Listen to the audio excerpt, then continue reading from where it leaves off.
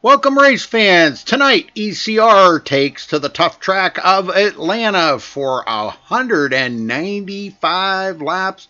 Thanks for tuning in here tonight and watching these guys turn these great, fabulous laps here on Atlanta. Because man, this is one of my favorite tracks. The old adage goes, it's always called Hot Atlanta, and I'm telling you, it's been pretty warm down there as of late. So, well, I got to welcome a newcomer to the booth here with me. I've never worked with him before. Ronald James, welcome, Ronald. Maybe he's there, maybe he's not there. Hey, how you doing, Rudy? I'm glad to be here tonight with you.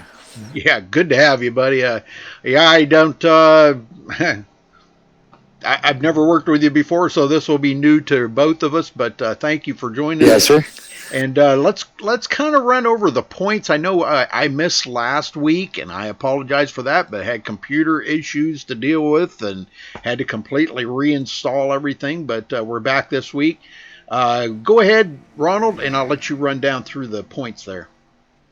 Right now, after the Daytona 500 that we ran last week, we got AJ Scarborough, who's leading in season points, but tied for second, we have John Caudle and Brian Wilderson tied with 40 points in second.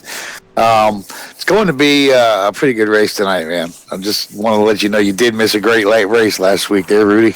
I know, man, I felt so bad. Like I told you, I was so counting on being there. It was just, oh man, I was just so pumped and excited about it. And never in a million years would I have ever thought that all that would have happened that morning. And it was like Yes, sir. I spent all day on that computer. I finally got into the server and had everything done, and you guys were already 100 laps into the race. That's how long it took me. So Yes, sir. I fully understand that. Yeah, it's got to be tough, man. Very heartbreaking. yeah. As was the finish in last week's race, I might tell you. Yeah, I heard it was pretty good. Well, running down through fourth place here, Nelson Rivera, he is 37 points, to the good. He's running about 7 points right now. He is actually tied with Pat Russia. They both each have 37 points after last week. Back in sixth, Ron Miller, 35 points. Kurt Quist in seventh place, and he is tied with eighth place, John Schweikert. So both of them tied for seventh, 34 points each. David Grosclose in ninth place, 33 points. And Chris Urquois rounding out the top 10, 31 points. So there's your rundown of the points, folks, after last week at Daytona 500 last week. That was exciting. Yes, sir. It was a very exciting finish last week. That last lap of competition there was horrible for some of the guys that got caught up in it. But man, what an exciting finish! Race control last week had their hands full with that race. It was relatively a great race all the way through. The drivers, competed hard. They drove hard, good and clean. Almost all the race through, but when you get down to those last 10, 20 laps, man, all bets are off. All the teamwork was out the window. It was every man for himself, and they were racing. And I'm very happy for AJ Scarborough getting his first ECR win. That was a great race to win for him this year. Absolutely. Well, I know a lot of people don't realize, when you're running Daytona like that, it's pretty much anybody's game out there to win, or anybody's race to win. It's just putting yourself in that position and keeping yourself in that position. And we talk about this many times, but Ronald, when you're on a super speedway like that, and everybody's bidding for that top spot, it's kind of, I'm going to ask you how you feel about it, but how do you feel if you're up there in the lead and there's like, say, 10 laps to go? You're a sitting duck. Everybody behind you wants that position. What would be your thoughts at that point? Well, exactly for me, sitting duck is the perfect example of how I feel. But that doesn't, stop me from, trying to stay out in front. Now, odds are the guys behind you are going to get a good solid run. And, your best bet at that point is to pretty much just hold your line and hope for the best. Hope that the guys behind you have your back and they give you a push to help keep you out there. If not, I'm not a big fan of blocking myself personally. I kind of like to, if the guy's faster, I don't want to get in his way and cut him off. It's a big thing about driver respect with me. If the car's coming faster, I'm not going to necessarily move out of the way, but I'm not going to, block them from moving past me. If they can get around me, that's great. I'm not going to stop them. I like to win just as good as the next guy, but it's not easy. A lot of these guys, I've been doing this a lot longer. I'm still, young in the sport. These guys here have their own language they speak out there on the track, and I'm sure we're going to get to see a lot of that tonight. So stay tuned. Well, back to you, yeah. Rudy. Yeah, Atlanta does kind of have a tendency,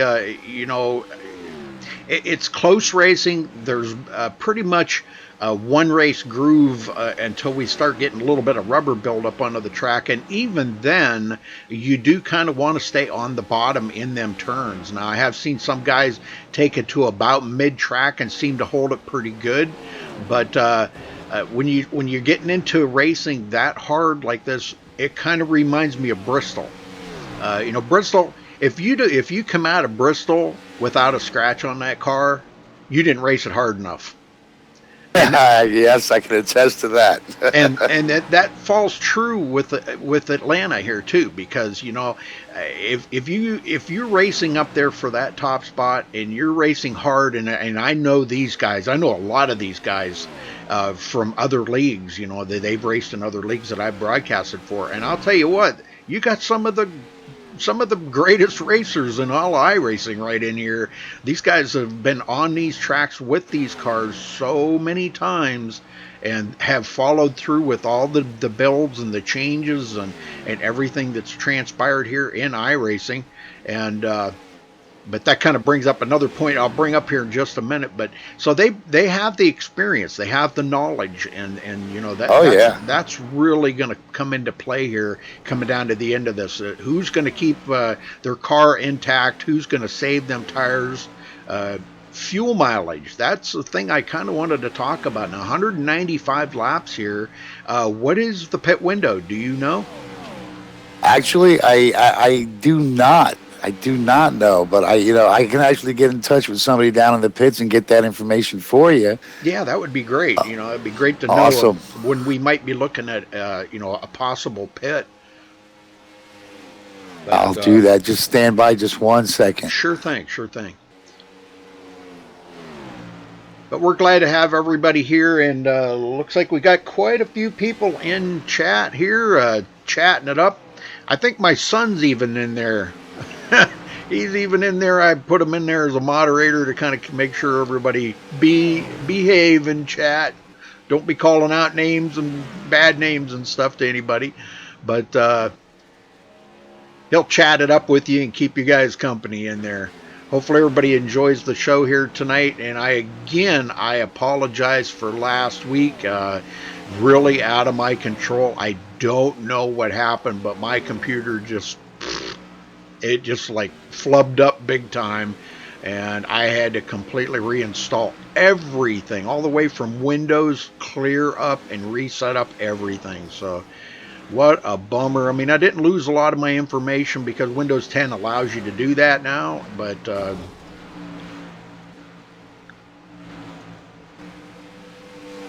Hey there, Rudy. I got a little update for you. I got in touch with my guys down there in the garage, and they let me know that they're looking at the estimated fuel pit window to be about 45 to 50 laps. Okay, very good. That's great knowledge right there.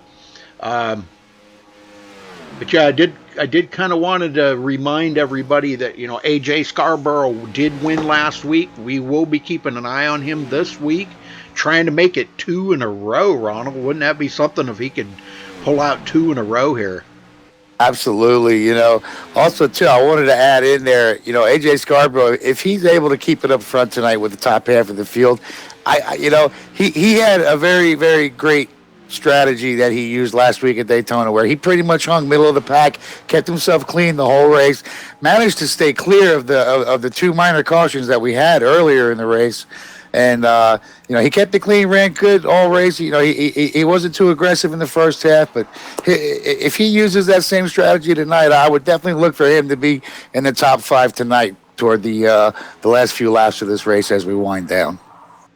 Very good, very good. Well, we're about a little more than 2 minutes away here. We'll step away here and play the national anthem in a couple of minutes. And make sure everybody removes their hat, put your hand over your heart, and those that were in the service, and we thank you for your service, but they will be saluting, I'm sure. So we'll give them that couple minutes here and get ready for the national anthem. But again, Ronald, thank you for helping out in the booth here tonight.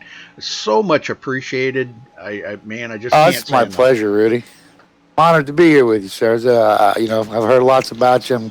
I've got to see a couple of your earlier broadcasts from the previous shows, and very happy to be here. I'm thrilled. Thank you. Well, I don't know. I was going to try to get a hold of the guy that was supposed to help me, and I don't know, man. I couldn't even get him to stop in my team speak. So I need somebody that I can count on, and I'll have to see if I can find somebody. Unless you're free every week and you want to help out, I'm all for it. Well, hey, we'll see how it all works out tonight. If I don't embarrass you, but the guys here in the ECR league, like I said, I do run with them in the truck series and the Xfinity series. So I'm still a new face to the ECR, but I'm getting to know everybody. Got a lot of great guys here, and yeah, man, if that's where it's at, I'm not particularly racing in the Cup Series this year. Yeah, but if I'm available, when things work out, we definitely do something. I love watching these guys race. I'm learning a lot with them. Every race I have with them, I'm learning more. And all around great bunch of guys. The atmosphere in the league is just really good. Oh, yeah. We all have a lot of good times. A lot of good fun. We do a lot of things that are don't just involve racing. We also hang around in some other virtual gaming areas and realms. We have a lot of fun. It's a great league to be a part of, and thank all the admins, Louis, Anthony, Nicole, John, just a lot of good guys here. Absolutely. All right. Well, that's going to wrap up practice. And like I said, we will step away real quick here. So we'll be back in a minute, Ronald.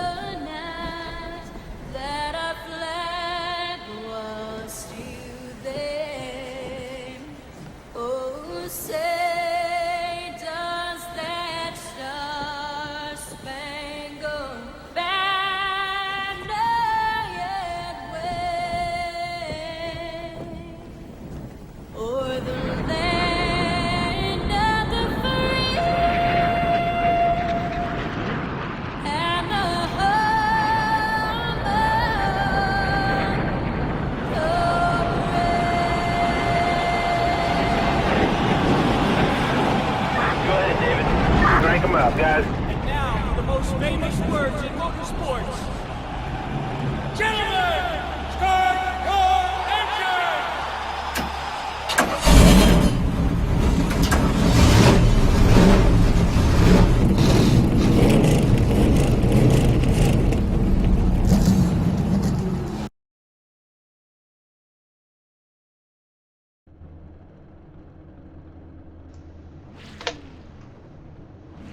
All right, Ronald, we're back here. I didn't realize that they'd already qualified for this race, so kind of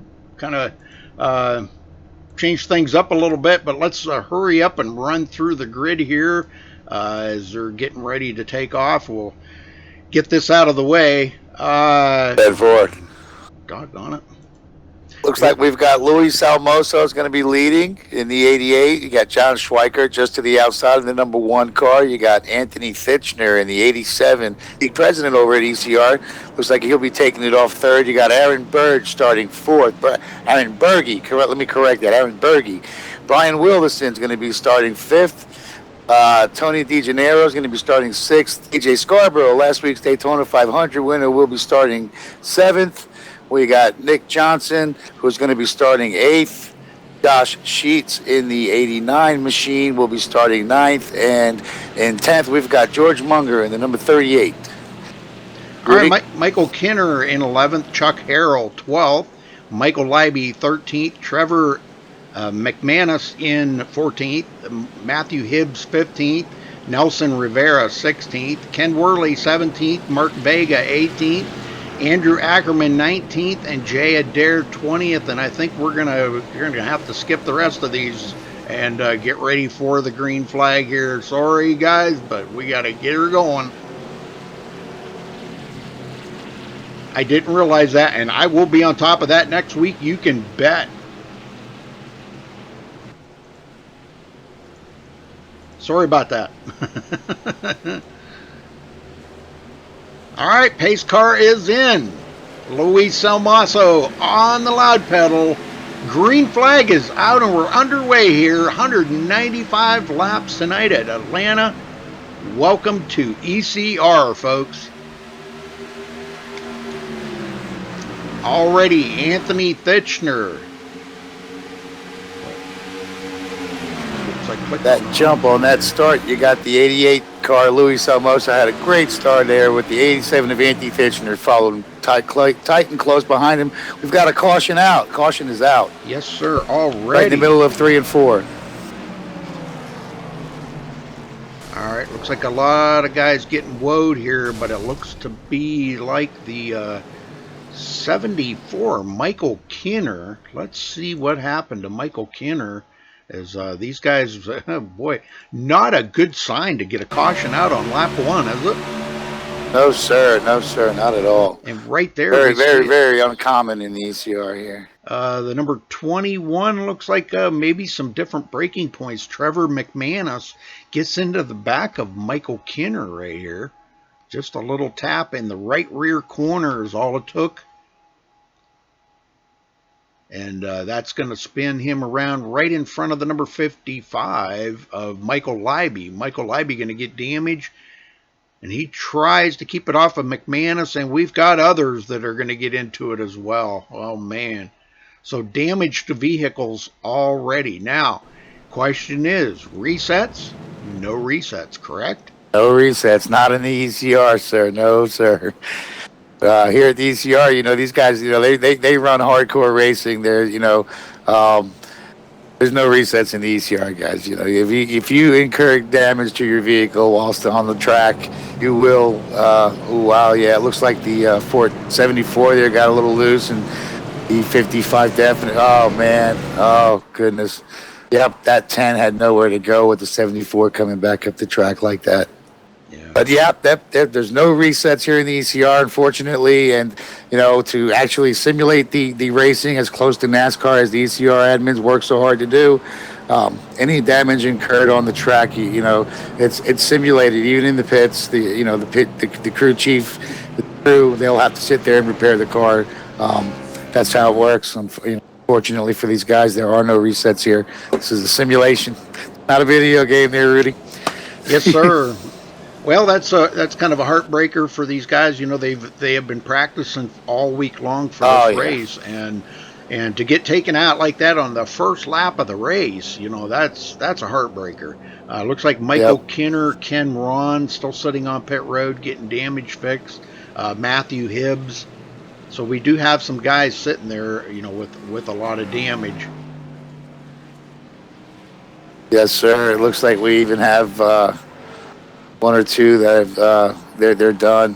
It looks like Brian Wilderson is out of the race, disconnected. Fortunately, I believe. No. I'm sorry. I'm getting that is Incorrect data. I apologize. I was going to say. Correct myself. He is still there. Yep, he's holding in third right now. Yeah. He scored actually in fourth now. Yep. Fourth as they've come across the line again. Yep. Yes, sir. Sorry about that. I was looking at the earlier post. Sorry about that. All right, well, Luis still up in the lead here. I'm not going to try to talk to anybody just yet. I don't want to bring on that MaxSpeedTV curse. Everybody that watches my shows know. Seems like whenever I talk to somebody out there on the track, the next caution involves them. So I don't want to bring that curse on them. No, sir. Well, I mean, coming into this next restart, we're going to still have Luis Almoso and Anthony Fitchner. They're actually still out in front. Only Anthony Fitchner will be starting on the outside of Luis Almoso in the 88. John Schweikert will be coming off third, or as opposed to where he started in second.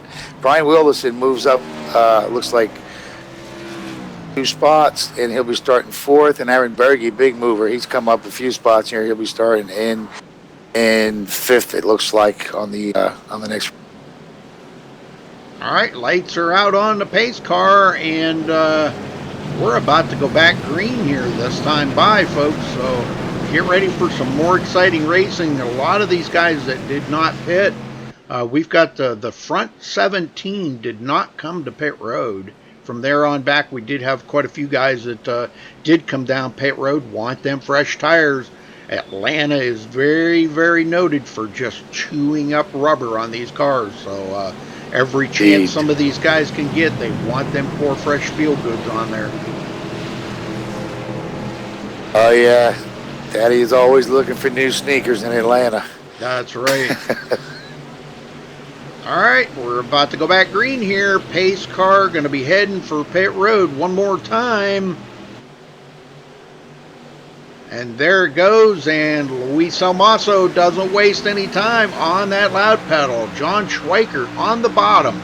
He gets a great start, and he's going to get a jump on Anthony Fitchner, and does clear Anthony and goes into second, but he's blinking a little bit.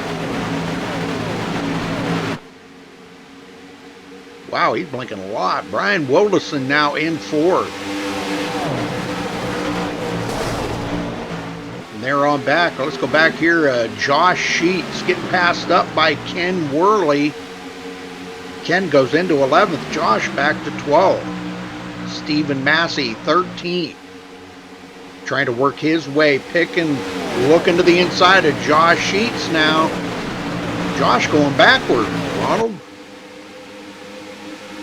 Yeah, I see that. Looks like he's, taking a closer. Looks like he's got a little bit of left rear issues there going on. I'm not sure if it's a tire going down or if it looks like his ride, his suspension is out, because it looks like he's out across tapping. the grass. Sorry, I don't mean to interrupt you. Ron Miller out across the grass. And he's going to get an unsafe pit entry. I know he's going to probably get a black flag on that. He'll have to serve that under green. Oh, yeah.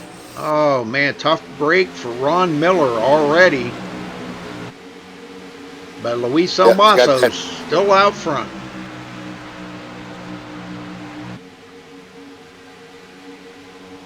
AJ Scarborough up to the 6th place.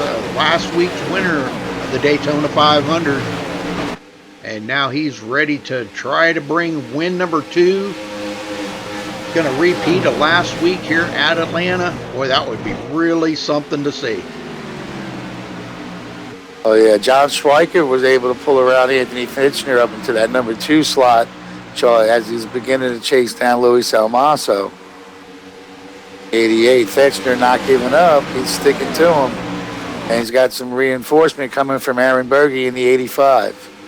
Yeah, draft very important here. And these guys are playing a pretty good draft package going on with these 3 right now, trying to run down Luis. Now Luis is out there in that clean air, and I think Fitchner just dove to the inside. Does he make it? Does he make it? I seen that.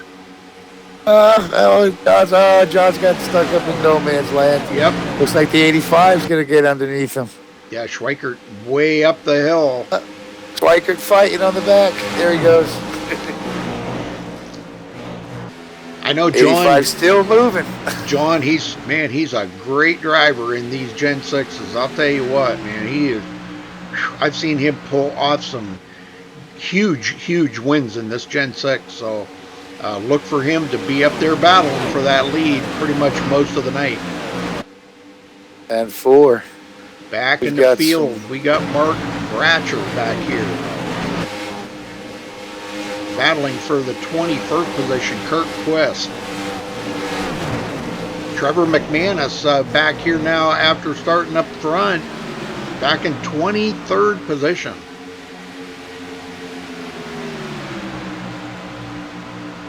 Mark Vega, 24th, Nicole Johnson. The only female in the league, isn't she? Yes, sir. That's Miss Nicole Johnson. She's also one of the league's admins. She does race control in one of the lower series. She does race control in the truck series for the truck series guys. Myself, one of them. That is awesome. I mean, I wish we had more females in here. I mean, I'm dead serious on that because, you know, it's not just a man sport anymore. No, absolutely not. Not anymore. Not for years already. 20 years ago, maybe, but not today. No, sir. I mean, you got Danica Patrick out there. I mean, we got a spinner back up onto the track. Sorry, number 99, Ken Worley. If I can get caught up with him here, well, let's go see what happened to Ken Worley. All right, looks like coming off of turn 2 here, he kind of goes. He tries to keep it off of the number 6, and the back end started kicking around. Yeah. Wind come off of him and sucked him down into that backstretch wall. Good job of trying to keep it from getting all the way up on the track on his part, though. Yep. Good job. It was a hard hit to the wall. I hope John's okay, man.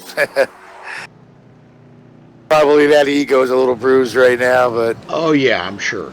I hate to see it. Ken Worley in that 99. No, good job keeping it down. Well, looks like the leaders are coming to pit road, so first time today for a lot of these guys up in the front here. I tell you who's not disappointed in having that caution.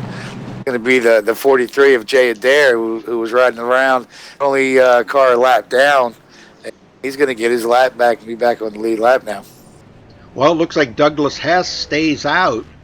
Hasn't technically led a lap yet, but probably will. Pat Russia going to stay out as well. So a couple of guys braving it.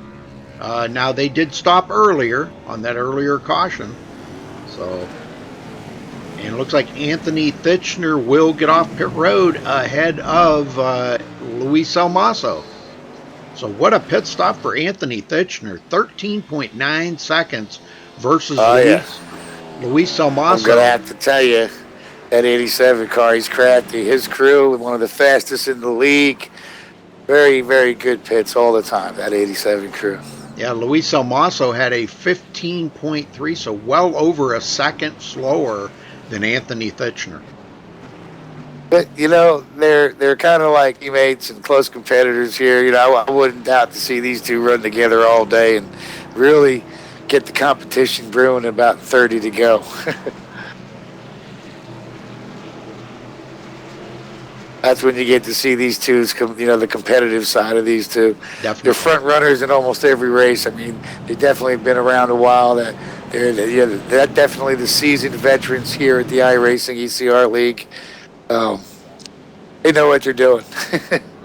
Well, a lot of strategy with those two. Douglas Hess does stay out here and does get scored as leading that lap, so he will get some bonus points for doing that.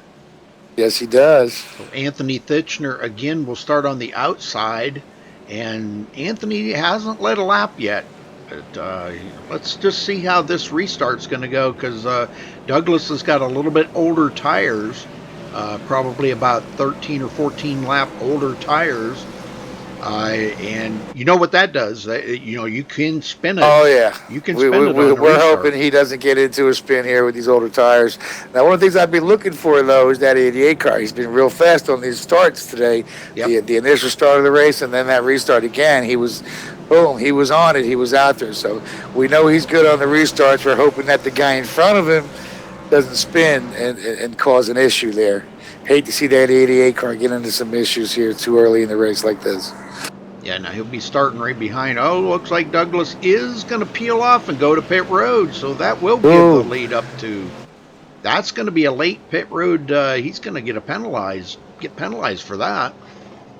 Yeah, I do believe so. It'll be an EOL. Yeah. Yep. That's the official word. Looks like he was just given the end of line penalty for entering the closed pits.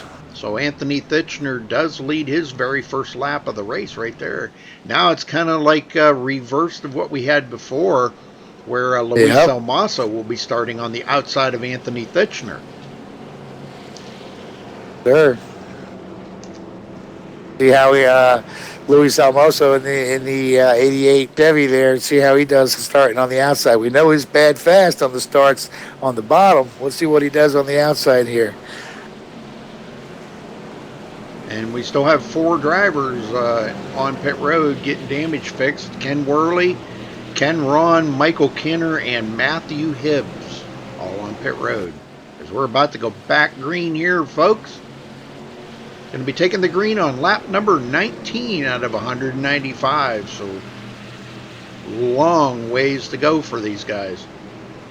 Another guy I want you to keep an eye on is that 95 car of Kurt Quist.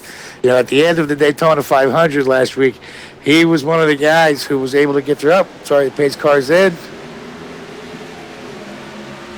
We're back under green here. Boy, Schweiker got a great start right there on the inside of Luis. And that's what we kind of feared would happen. But Luis does, now he's got a little bit of a different feel on this car.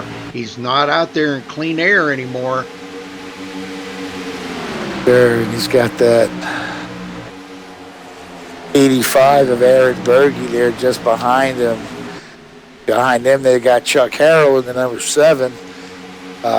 AJ Scarborough still hanging on tight in 7th. And he's going by Chuck Harrell right now as we go into turn 1. AJ Scarborough trying to pick up a top 5.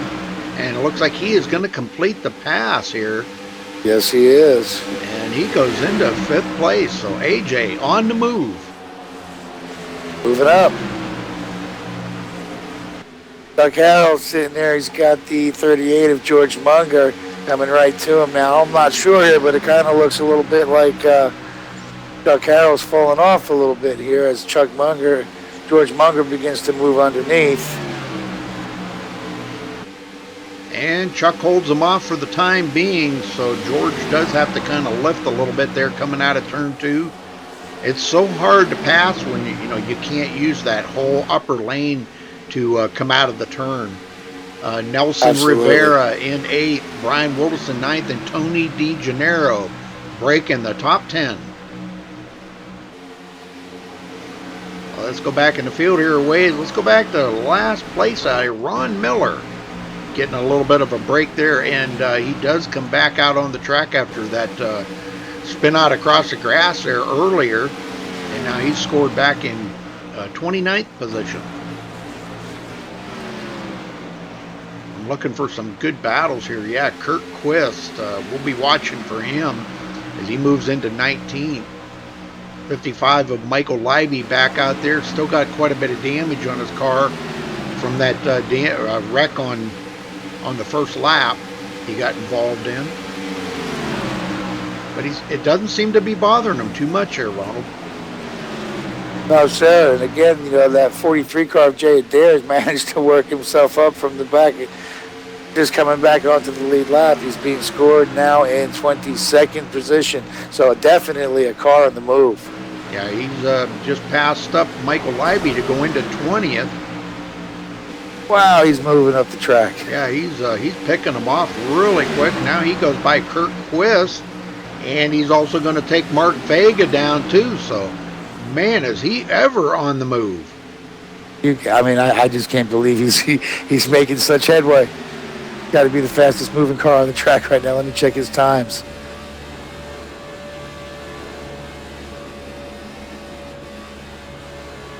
Hey, he's barely lifting at all in the turns here. Oh, yeah. Riding along with him, and man, I'm telling you, He's just lifting, just burping the gas just a little bit. Of course, they're all on fresh Yeah. tires right now, and that does make a big difference. Absolutely. You know, it looks like his car just came into him just now, and he's got something working. That car is definitely talking with the track, and they're in unison right now. Yep. The next one that he is planning on passing here would be Nicole Johnson. He comes up, takes a look to the inside. Going into turn 3, it looks like he is going to complete that pass. Nicole is not going to fight him. And Jay Adair moves into 16th. Oh, no, here comes Nicole back. She must be listening to the broadcast, maybe. Oh, she takes you right back from Yeah, very good. There's some good racing right there. Back up here in another battle that's going on would be Trevor McManus as he passes up Justin Bland. Justin goes back to 12th after restarting 11th. But he's trying to fight back on that outside. Yeah, he is. And he's holding. Justin's a real good driver. You know, Justin's one of them drivers that's actually, he knows how to run that outside line better than the average driver. You know, I've got to practice with him a couple times this week. As you know, the guys that Haters Make is famous. Dressed up one of their Chevy SS cars and a little pattern for me as I'm a Toyota driver, but they wanted me to get a feel for the track and what I was going to be looking at and watching them race this week. Man, let me tell you, that Justin Bland, watch him on the outside tonight. He's run extensive practice up there. I think he knows something that the others don't. Well, Anthony Thitchner trying to hold off John Schweikert right now. John took it really high in turn 2, but he makes a good run off of turn 4 here, and it's side by side with Anthony Thitchner, and that would be for the lead.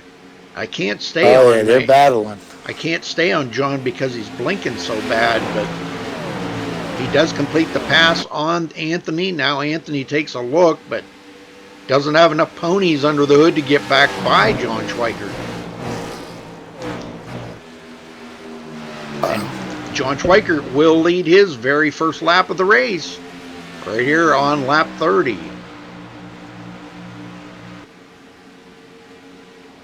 Luis Almaso still hanging on to third place. Did get by a few other ones there. AJ Scarborough in fourth.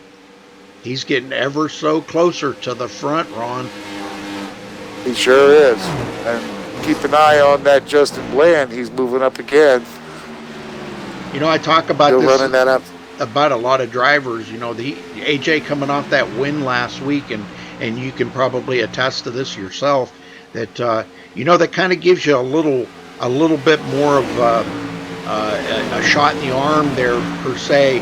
That, you know, you just come off of a win last week, and He just won the Super Bowl of the NASCAR season in Daytona. Man, he's still riding high off of that win. Yep. I definitely, like I said, you know, I'd look to see him run up front all week. And he's been out there all front all week in practice, and here he is in the race. And having started 7th, he's already cruising along in, what is he, in 4th right now? I mean, that's 33 laps in. I mean, he's doing what his boss pays him to do. For sure, he's up there in the front, and he's running to win this race. And he takes a look on the outside, and he's going to pass up Luis Almaso on the outside. So I'm wondering if that outside is starting to free up a little bit, and guys are finding the groove up there racing.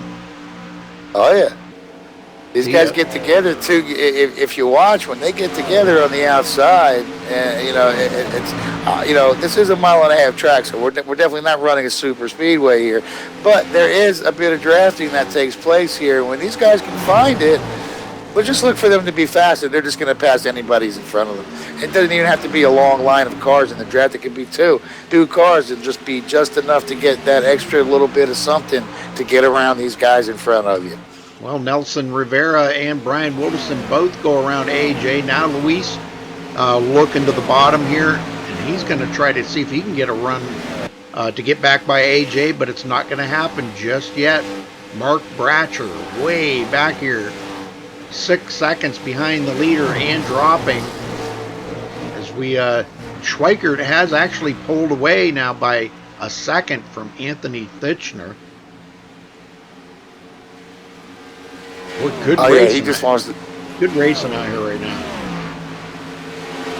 Oh yeah, loving it. These guys are good, man. Now, if you see how John Schweikert's been able to pull away, I mean, that's just, typical. Don't let him get in front because he's just going to pull away from the back. Oh! He's going to build a buffer. Almost a caution there. Blake Freeman out of shape. Tried to save it. Hit the outside wall, and it looks like he may be heading for pit road to get that looked after. But, man, whew, that was close. People parted. It was like the parting of the Red Seas around him. Oh, yeah. Yeah, these guys are very good. They're very track safety conscientious. The Cup guys here, they practice a lot with each other. They know each other's tendencies. They know what to look for with each other. They're very familiar. It's one of the things that the ECR takes a lot of pride in is the fact that they do offer the most practice for these broadcast seasons and series. They run for championships here. It's a real thing. These guys run it seriously, and you look for quality racing online. This is it right here. ECR, baby. Elite Championship Racing. We're riding along here with Anthony Thitchner. And Ron, I think let's crank it up for a minute. Let's.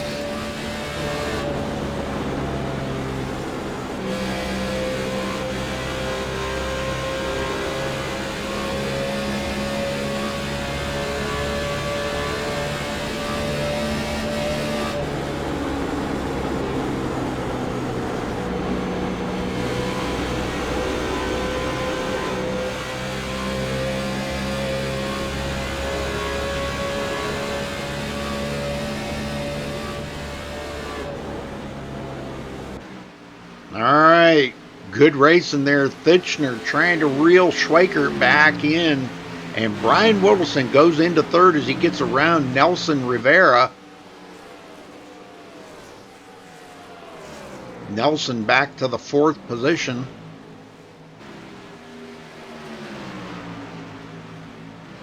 John Schweikert steadily holding a full second lead out in front of Anthony Thitchner and 2.5 seconds in front of the third place position of Brian Wilderson, the 13, and Nelson Rivera steadily moving forward, working on the 13 as we speak.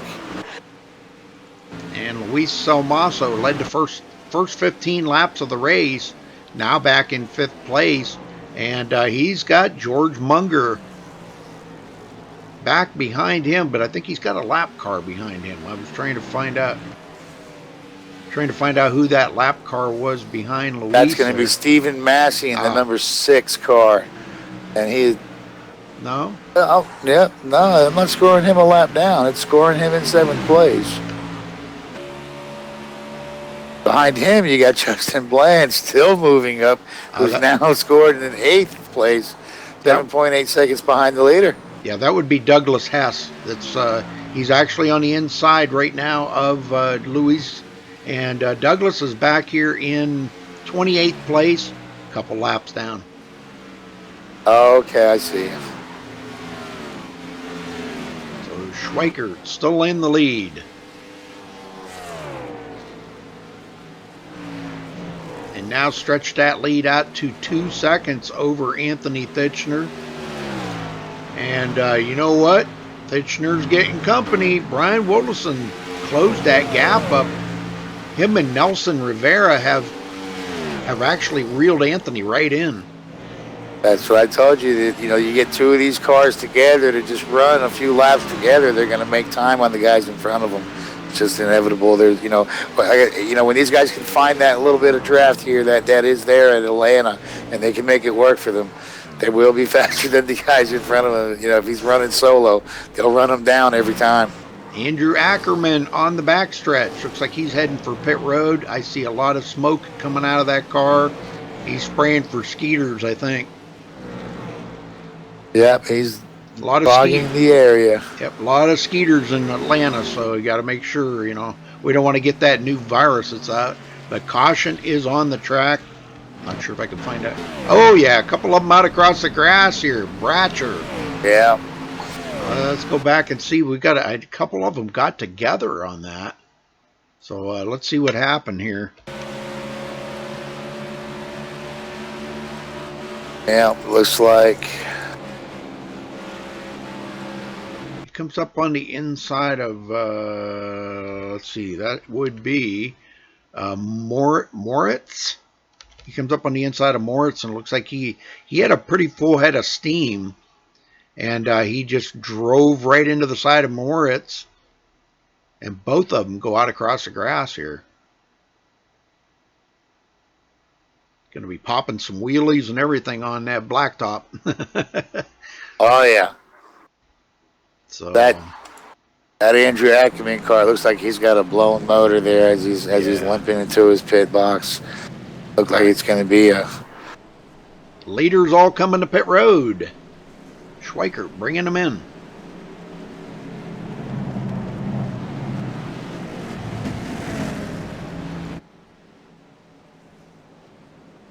these guys work on pit road again. Here we go. Yeah, let's see if Anthony can pull out another great pit stop here.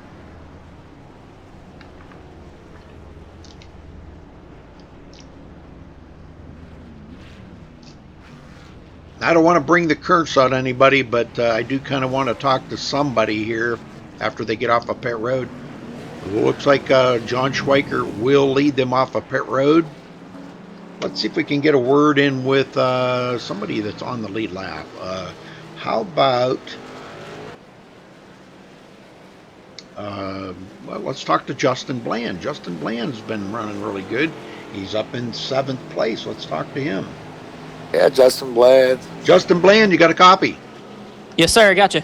Well, how's the car been running for you out there, Justin? Because I see you've worked yourself into the 7th position. Whew, it's a handful. This is a blast to drive this car.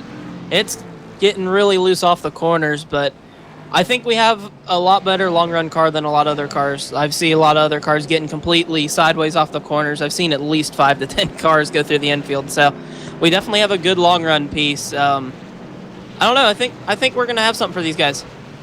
How are you finding that outside line there, Justin? I see you. You were working that for quite a few laps there. You looked good. You looked fast up there, man. Do you know something that we don't?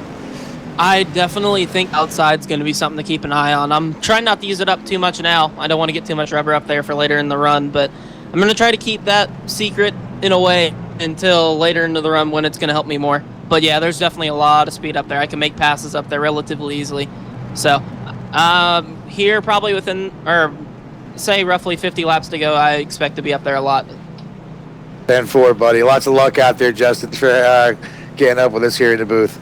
Oh, not a problem. Thanks for having me, guys.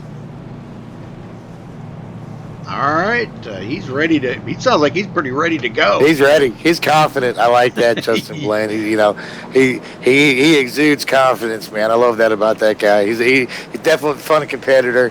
Great guy overall. Good guys in this league. Yeah, you can hear the confidence in his voice, the excitability. He's on edge. He's just white knuckling it. So. Oh yeah, he's definitely got some white knuckles. I've heard guys. This is definitely a white knuckle racing here in Atlanta. I've heard guys when they got done racing like that their arms hurt, their hands hurt from gripping that wheel so hard. Yeah, some of these guys have to remind themselves to breathe. It gets very intense here. So, these simulators. A lot of these guys are running some high dollar rigs, and then you got the guys that are running the desk rigs. And I got news for you: the guy that's running on his desk and the guy that's running in the simulator, they're going through the same levels of anxiety and excitement, and that adrenaline coursing through their veins. I mean, it's definitely a rush, man. If you haven't tried sim racing yet, I definitely recommend you get out there and try it. It's a lot of fun, especially if you're a race fan.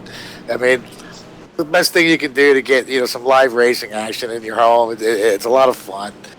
All right, Anthony Thitchner starting again on the outside here of John Schweiker. And we're ready to go back green flag racing here once again at Atlanta, folks. Thanks for tuning in tonight.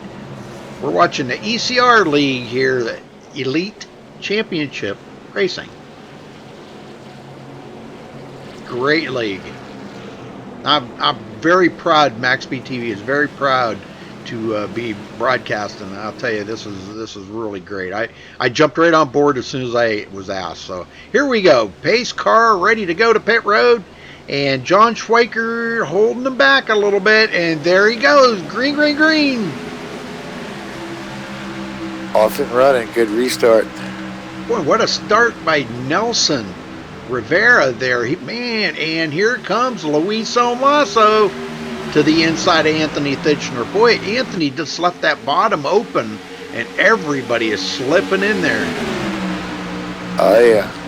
They can hold the bottom on them new tires, you know, but once they get a little bit of age on them, they got to kind of move up the hill a little bit. Brian Wilderson now moving underneath the 87. Let's see if he can keep on to it. Anthony's fighting back there in the 87, trying not to give up the position. Good battle right there. Yep, there's Anthony moving back in front of the 13. He maintains this position.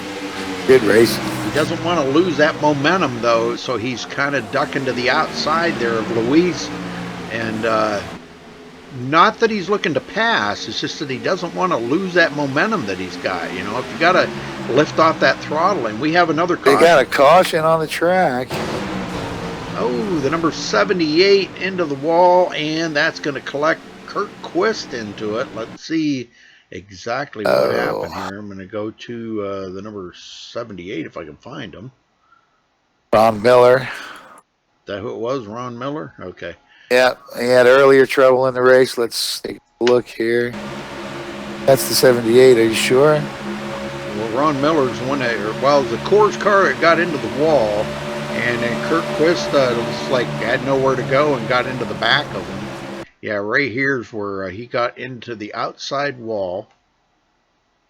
And here comes Kurt Quist and just pile drives him right in the back, just like, I guess he could have took it to the bottom and maybe lifted a little bit, but that's going to take the Gatorade car. Ooh, I don't know if it's going to take him out of action for the night, but he's definitely going to have a lot of damage on that car. Oh, yeah. The nose of that car is really mushed in. All right, and he's on pit road, folks, getting her fixed up. Schweiker still in the lead. I don't know. I doubt if he's going to come to pit road, but he might. You know, every chance these guys can get, man, they want to come to pit road. Yes, he is bringing them to pit road. Well, you know, I wouldn't say that he's probably looking for tires just yet, as he was just in. I mean, unless he, you know, felt some rough track with those earlier debris, may have run something over. The average run here on the tires is usually about 25, 30 laps before it starts to fall off with you know, good tire concentration. So maybe he's coming in for a minor adjustment. We'll have to see how that works. A little early yet for these guys to come for tires, I think. Well, Schweiker kind of got schnookered on that one a little bit because he come to pit road and everybody else stayed out. A lot of the guys stayed out. But that puts Luis Omaso back in the lead with Anthony Thitchner in second. So let's give you a rundown here where everybody is at the moment here. Anthony Thitchner in second. Brian Wilderson third. Justin Bland moves into fourth. Stephen Massey fifth. Nelson Rivera sixth. John Schweiker is coming off pit road. He will be seventh. Mark Bratcher eighth. Nicole Johnson ninth. I'm sorry, Trevor McManus ninth. And Nicole Johnson will be 10th. So some changes going on. Some other guys coming to pit road, it looks like. Yep. Trevor McManus coming to pit road. So that's gonna move a lot of these guys up. That'll put George Munger into the top 10 now. And AJ Scarborough, last week's winner at the Daytona 500, will be 11th. Pretty good racing out here, I gotta say, man. Here we are, 55 laps into this race, and it's been pretty doggone good. Let's take a look at the race summary here. This is caution number 4. And we've had 4 lead changes up in the front, and John Schweiker's led the most laps right now with 23, but Luis Omaso in the lead has led 17, and he's going to try to do his best to maybe beat that 23 laps, most laps led.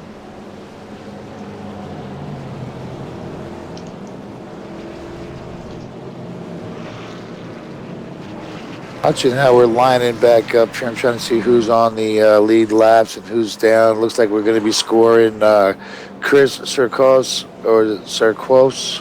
Turquoise. Turquoise, okay. Chris Turquoise in the 42 is going to be, looks like he'll be back on the lead lap now. And then we've got Ron Miller, who's actually fallen down a lap here. Late pit entry. Brian Wilderson coming to pit road. Well, that's gonna Go put shuffling that line. Yeah, it's going to put him way back in the field. And he's just stopped on pit road here. You know, again with Brian Wilderson, you know, very strategic driver here. You know, I believe he might be, you know, willfully pulling toward the back of the pack right now. Comfortable back there. He's got a good long run car. He might be making a decision right now to pull himself out of the heat up front and cool it off a little bit. Is what I'm thinking. Could be. That's going to put him way back in the field. It looks like he's still, there he is, a little bit slow getting off pit road. But he'll be restarting in the 24th position. Last one on the lead lap. 4. See that car come to life after about 4 or 5 laps, and you'll see him start working his way back up there. And they're going to have to get moving. They're going to have to get moving to get caught up here because they're about to go back green here. Luis Almaso, Anthony Thitchner on the front row. Pace car heads for pit road. And green flag is out. We're back under green. Those two got a heck of a good start right there. Justin Bland takes it to the bottom and passes up Stephen Massey and goes into third. And now Nelson Rivera trying to get by Stephen Massey. Looks like he makes it stick and does complete the pass. Now Schweikert comes up on Stephen Massey. Moving to the inside, easy pass. Looks like Massey's falling back here a little bit as he's letting the say that's the Bratcher. Is that Mark Bratcher? It looks like in the 46 underneath. Yeah, he drives around him easily. Just like Stephen Massey's getting up there a little bit too high into the turns or something and leaving that bottom open for guys to take advantage of that. Maybe his car feels better up there about mid-lane or what, I don't know, but... Oh, that was close. And here comes A.J. Scarborough, 9th place, moving forward. Nicole Johnson into the top 10.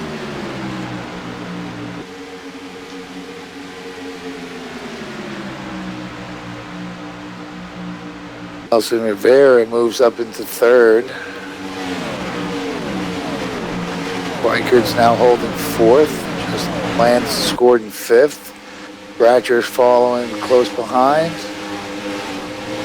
Even Massey's still falling back here. George Munger does get by Nicole Johnson there. And now he's taking a look to the inside of A.J. Scarborough. Scarborough looking to the inside of Stephen Massey. Massey's been able to hold him off for the time being, but here comes A.J. to the bottom. And he's going to complete that pass. Oh, almost loses it. That was a save right there. Man, it was. That's going to put him back to 10th place, but he falls in behind Nicole. Yeah, it's spinning those tires a little bit right there. I mean, awesome effort on the save, but he's going to have to be mindful of that now. It's the abrasiveness of this track right here, those tires. He's going to be hanging on for dear life, praying for a caution. We've got a few guys back out there on the track. Andrew Ackerman trying to get, I'm not sure what, he's just trying to run around here and get some laps or what. Ken Ron back out on the track, showing him 49 laps down. Michael Kinner, 53 laps down. These guys back out here on the track, though, giving it a whirl. You know, you never want to give up. Every lap you go out there, it could be another position you can gain. That's absolutely. These guys, most of these guys here are, racing for points in the season. A lot of them are going for the season title, the championship. And every lap counts. Every point counts when you're going for the season. Like I said, the realism in the ECR. They pretty much mirror NASCAR and the rules.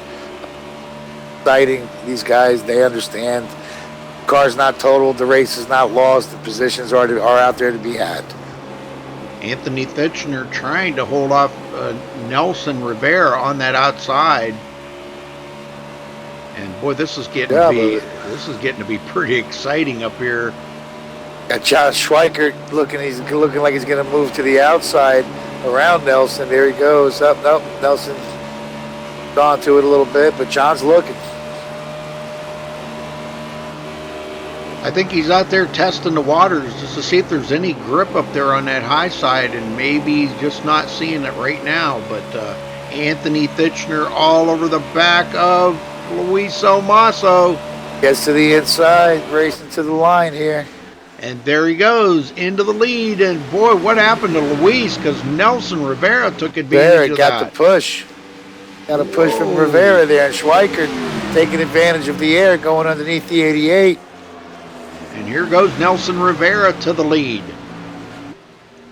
He's trying to get a run on Anthony Thitchner, and it looks like at the line. Boy, that's a close one. But Nelson did get the point for leading that lap. Sure did. Anthony Thitchner heck of a going run. backwards. Schweikert just pushing down there. Hate to say it, looks like a little game of leapfrog has ensued here, boys. Yeah. Well, the whole time they're doing this, though, they are pulling away from fifth place, Mark Bratcher. Rudy, if you do pay attention here, I'm actually looking. I'm seeing a little bit of smoke with this lead pack of cars here, in and out of the turns. Now, I'm not going to say that's a major thing, but one of these cars, I'm not able to see which one it is. They're running so close. Somebody's chewing up their left outside tires. Yeah, well, yeah, it's whoever's cutting it down into the corners a little bit too hard. That will chew up the tires. Oh, yeah, especially here in Atlanta. This track, it's the second oldest racing surface that the NASCAR circuit runs on in the series. This having been paved last in 1997. But yeah, these tires take a beating here in Atlanta. And I live an hour south of Atlanta, so I can tell you that southern sun, boy, it does a number on this track all year long. Mark Vega back in 13th. Matt Morris 14th. And he's under pressure here by Trevor McManus. And Trevor does get a pretty good run on Matt. Excuse me. Matt's got a little bit of damage on his car there. I see a little bit of left front damage. So I would assume he's probably been into someone, because you usually don't get left front damage by hitting a wall. Absolutely not. So Unless you tap one. Josh Witherspoon, I like that car. The old camel paint scheme. Don't see that around too awful much anymore. Chuck Harrell's in 17th position. And Brian Wilderson trying to reel these guys back in. He's passed up a lot of guys to get back up here, but he's in 18th position. Back up front, Nelson Rivera with about a half a second lead over John Schweikert. Picking them up and putting them down.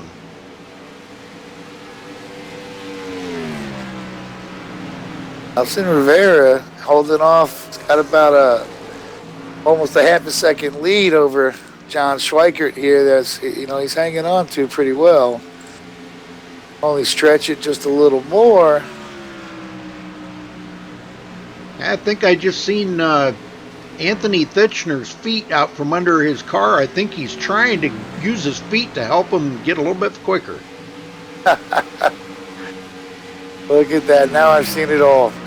Yeah, like the Flintstone special, He's probably throwing some Deco cement on those tires. Had to keep them together just a little bit longer. And Luis Somaso back here in dirty air.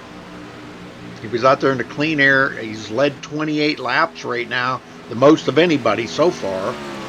And he's in that dirty air, and his car just does not seem to be happy in that dirty air. Yeah. Like he's got a parachute stuck to the back of that thing, slowing him down almost. Might be catching on to some of the tailwind from the car in front of him there, and his teammate there, Anthony Thitchner in the 87. All right, let's go back here. Could be. Go ahead, sorry. I say could be Thitchner is backing up a little bit here to pick his guy up. But it looks like his Thitchner's actually lost another half a second here over the last lap. And Almaso has gained a third of a second. Looks like they're trying to meet up to each other, get back to working together, and make a run at the number 1 of John Schweikert and the 77 of Nelson Rivera, as they're steadily pulling away here with almost a 2.5 second lead on the 87 car in third. Jay Adair on pit road. Unscheduled pit stop looks like for him. And it looks like Tony Tenney.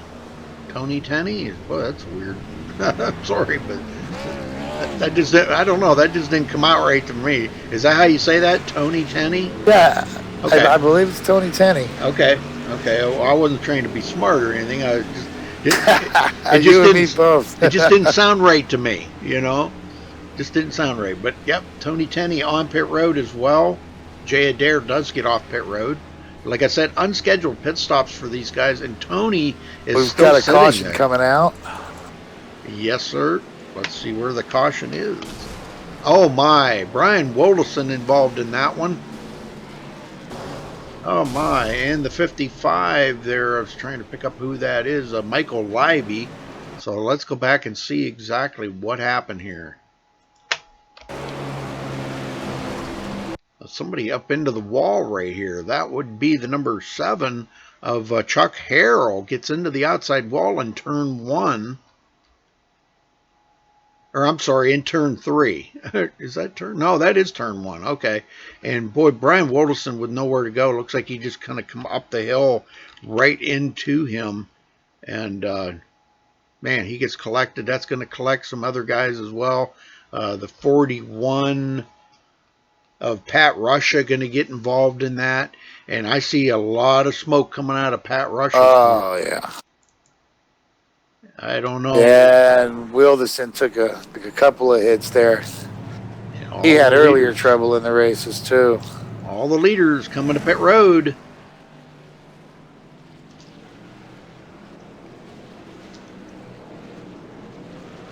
Looks like Stephen Massey may have stayed out. We got a few guys that did stay out.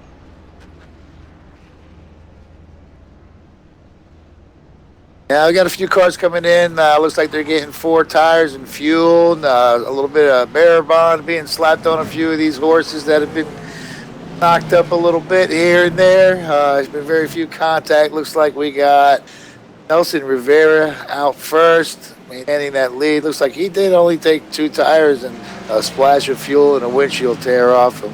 But I wonder if we can get a word with him. Now let's not even bother him. He's leading the race. I know I should know better. Don't bother these guys when they're out front. Well, I was thinking maybe we could get a word in with George Munger. Let's see if we could get him down here and we'll talk to him. George Munger, you got a copy? Yes, sir, I do. Well, how's your race going for you out there, George? Because you've been kind of slowly picking your way through the field, working toward the front. Long race. I need the long runs. I need to get through on the long runs, and I seem to pick them off on the long ones.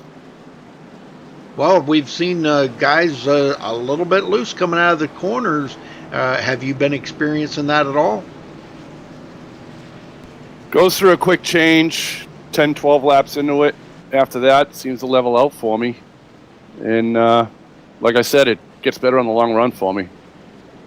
Well, and green flag runs is what we need then to get you closer to the front. You got anything? You saving anything for Nelson and Anthony and John up there in the front? I think I got a little bit more. I'm just riding. I think Good that's deal. what, You're just out there riding, pulling yourself to the front there. You're running a good race there, brother. Lots of luck to you in the second half here. All right, thanks, guys. Maybe you can get me at the end. Top 3, maybe. 10-4. Good luck, brother. well, I just wanted to kind of, talk to you about it and see how your car was feeling. But, yeah, like you said, a long ways to go. You got about 115 to go. Are you able to hang in there that long? Yeah, it shouldn't be a problem. I'm just trying to keep my space between these guys. Get to the end. All right, good luck out there, George. If I can get you Thanks, back guys. up there, man, I can't. Having a difficult time here. There we go. Well, everybody's. It's well, it's hard to explain. Too hard to explain. I need to move this down a little bit, and maybe that. Looks like we're scoring only 13 drivers right now on the lead lap. No, 18. 18, okay. Yeah, Mark Bratcher actually is the last one now on the lead lap in 18th Gotcha. place. Yeah. Oh, okay, I see. Yep. My Late ticker pit just stop. adjusted. Yep, my ticker just adjusted. Looks like these guys were catching up to the field yet. Gotcha. Yeah, that's what's nice about IRTVO. I got the live drivers thing up here, and I mean, it's live. It's instant. As soon as somebody passes, it instantly updates. So. Oh, that's great. See, I've got to look into one of those programs because I mean I'm just in the standard iRacing camera options. So a lot of manual work here, flipping over, trying to catch up to them and all, but still a lot of fun. All right, well, Anthony Definitely. Thitchner on the outside as we're about to go green again. Pace cars in. Nelson Rivera holding them back. And green. Boy, Anthony gets looks like he Anthony a got a rough little bit of start a on the outside. Yeah, a little bit of a slow burp. start. Yeah. Yeah. Wonder if he started in the wrong gear or something there. Here comes That's what it looked like from here. It looked like either that or the gear wasn't engaged when he lifted the clutch and he had to pop it back. AJ Scarborough into third. This is the closest he's been to the front today. Third place as he got around he's hungry. Anthony. Yes, he is. He likes having that You think point that lead. steak dinner satisfied him in Talladega at the old surf and turf after the 500 last week? That boy's hungry. He ain't done yet. Well, he's doing a great job. He likes that point lead. He likes being at the top of the leaderboard and board in points. He's looking to stay up there this week, too. Anthony Thitchner to the bottom. It looks like he's going to beat AJ at the line. Yep, takes back to third. AJ's still battling, though, trying to hang on there on the outside. Falling off a little bit. Anthony gets a run. And he goes underneath the Luis Somaso for second place. In that 87 car, be fast up top and on the bottom here. But that 77 car is just bad fast out front. Look at him pulling away right now. Right by himself. AJ just tapped the wall. They're coming out of turn 4, and that let Schweikert close up on him. And now Schweikert looks to the bottom, and he's going to complete that pass on AJ. Well, that just knocked the momentum right out of that car of AJ's, didn't it? Oh, yeah. Taking a closer look here, looks like he's definitely got some front right fender damage there. Possibly even a tire rub, it looks like. That's definitely going to slow him down and take him off his pace. Yep, and he's losing time to these guys now. Justin Bland in 6th said he had something for the leaders. We're waiting to see if he's got anything here. He's got himself back into 6th, though, after that restart. Brandon Simmons. This is the closest we've seen Brandon to the front. He's running real well. I believe that's the Mossy Oak. Yeah, Mossy Oak. George Munger in 8th. Thitchner takes the lead. Nicole Johnson in 9th, and Matt Morris, top 10, as Anthony Thitchner takes over the lead from Nelson Rivera and pulls John Schweikert right along with him.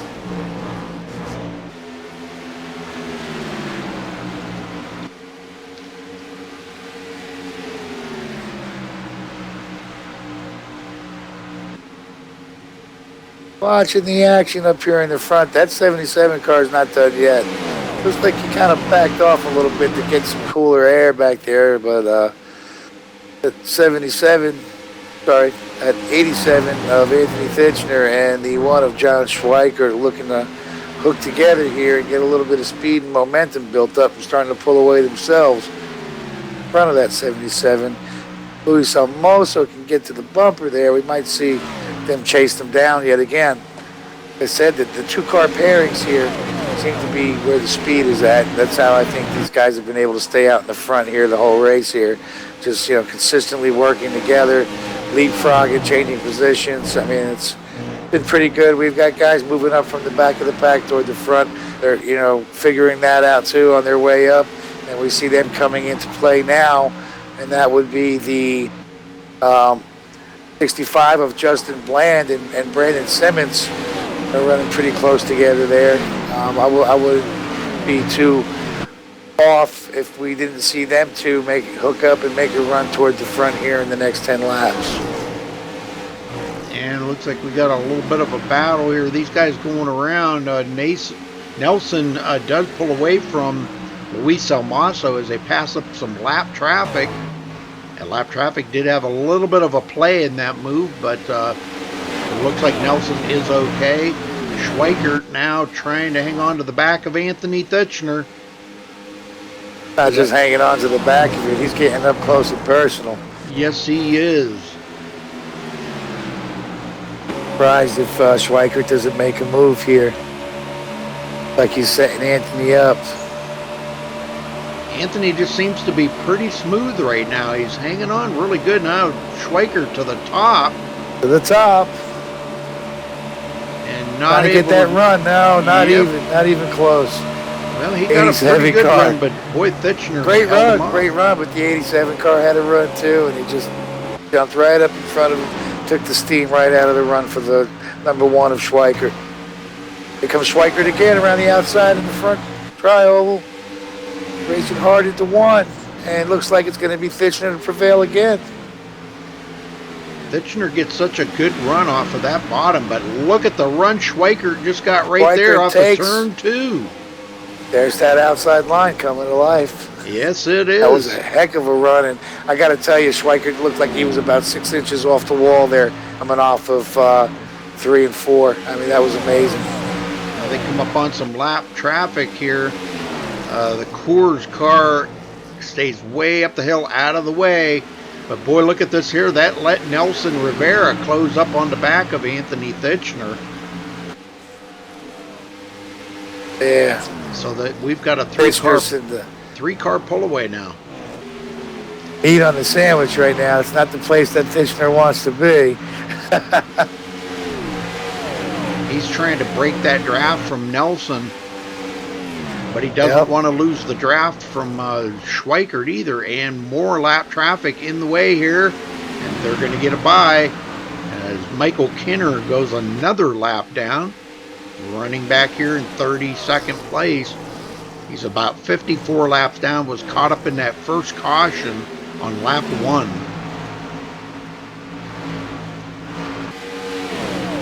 Yeah, that was just unfortunate for these guys. As hard as they work all week long, the team over there, I hate to see that for any of these guys.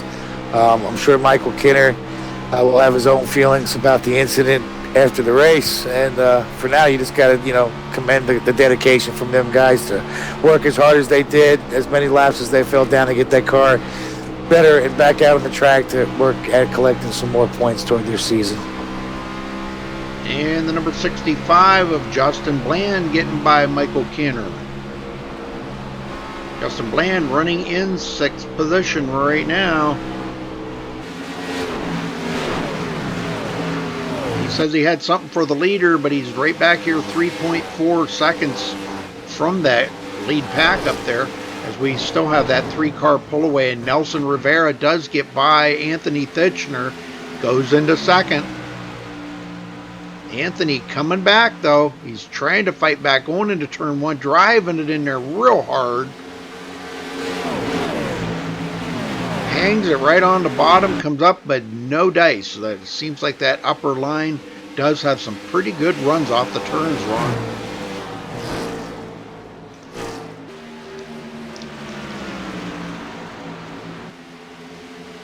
AJ Scarborough now all over the back of Luis Almaso. We're coming up on the halfway mark. Well, actually, we're just a tick past the halfway mark. I apologize. Yep. I accidentally muted myself. I threw that reminder in there and just realized that I had muted myself. I didn't want to lead over you. Sorry about that, buddy. Oh, you're all right. Back here, 10th place. This is one heck of a battle going on here between Matt Moritz and Josh Witherspoon. Witherspoon to the bottom. Wants that top 10.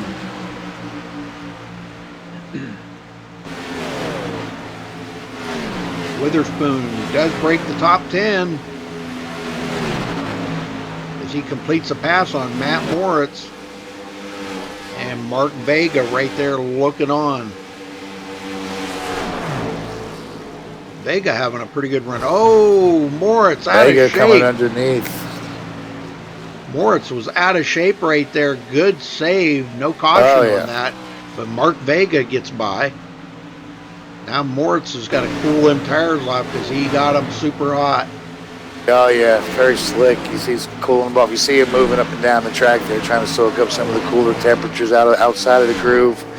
Get some more traction back into those tires. He's just going to have to hang on to it and steer it around and then, get to the next green flag pits here.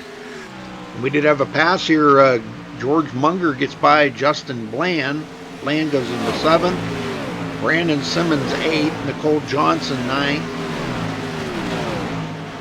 And back up front, Schweiker continues to lead. To that number 1. And right now he has the most laps led with 32.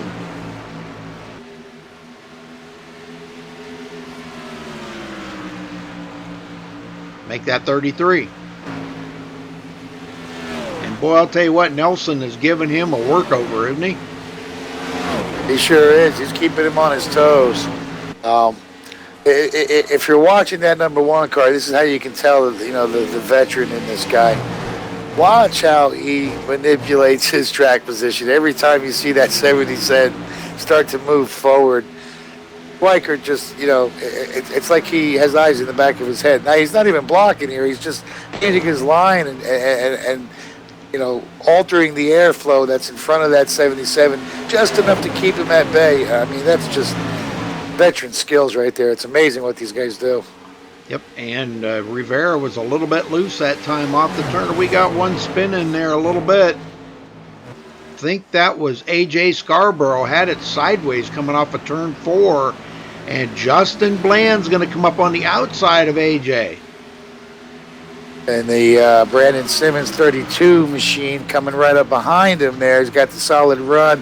AJ Scarborough in that loose tire, he's got to cool them suckers down a little bit. Let these guys go through. They're off and away. And AJ's going to sit there, take the outside line, hoping to cool those tires down and keep some grip underneath them. Absolutely. Man, 2 of them passed them up right there.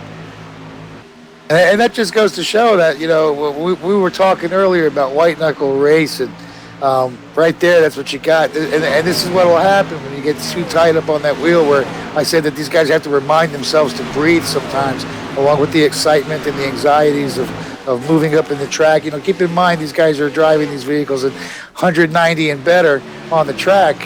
White knuckles tend to, get tense. These guys sometimes will forget to breathe, and slightest little tick off going in and out of the apex of these turns will cause these vehicles to get loose and, lead to these type of situations where, all you can do is back it down for the safety of the other vehicles on the track, regain your position and composure. And if you got cars that are close to you or making a run, you just got to kind of let it by. It's not a discretionary thing. It's kind of a safety thing.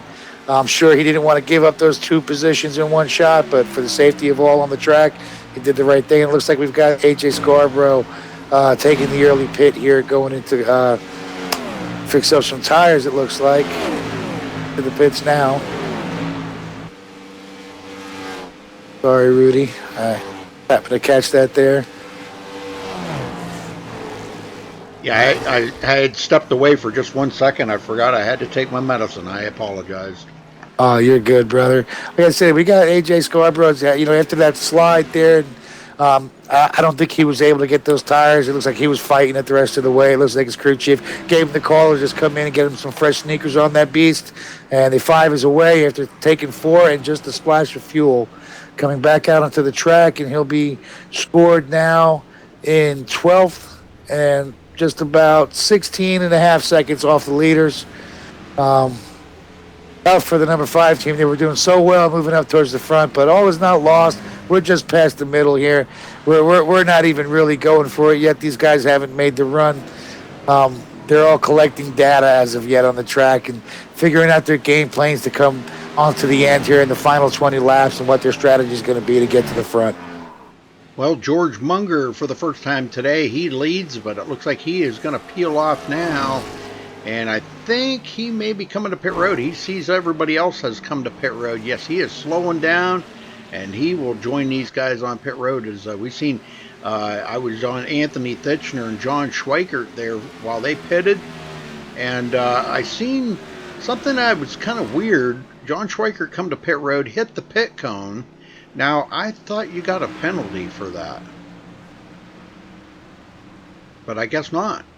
I guess not. I'd have to look, and there should be, it could very well be that the race control cameras might have missed it. No, I thought that was an iRacing thing that you got. That was an unsafe pit entry or something. Well, technically, it would depend. Coming in the cones, not necessarily being over the line and into the grass would be an unsafe pit entry, or speeding. Okay. Or even going, backing it into the pit road. If you were to have gotten loose, that would trigger an iRacing black flag. Okay. As far as not necessarily, tapping the cone going in, I believe it would be more of a EPR race control decision. And they may have missed it. It's not uncommon. These guys have a lot of work. There's, upwards of 35 vehicles out on the track tonight. They're trying to keep a good eye on everybody and everything, and sometimes things get missed, and it's par for the course. Well, I was watching here as John Schweikert and Anthony Thitchner get back on the lead lap, and so does Nelson Rivera. And here comes our leader to pit road. That will give the lead up to Josh Witherspoon. Josh Witherspoon will collect his bonus point for leading the lap. There he goes. That's going to move everybody up. Now Schweikert and Thitchner are in 5th and 6th. But here comes our leader, Josh Witherspoon, to pit road. He led his lap, got his bonus point, and he says, okay, time for new tires. That's going to give the lead up to Mark Vega. And Mark Vega will lead. So lots of bonus points being handed out here tonight. That would make 14 lead changes we've had out here so far. Oh, boy.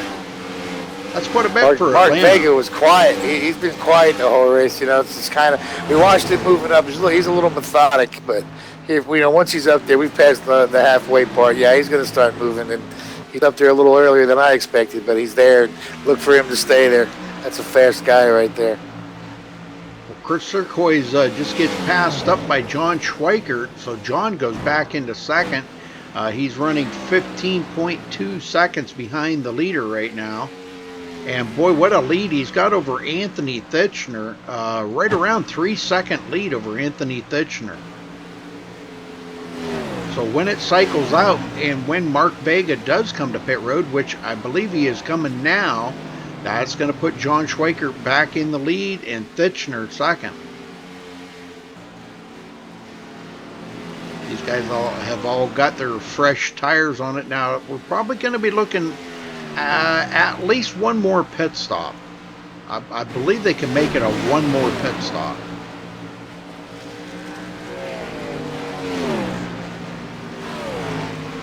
Rivera in 3rd.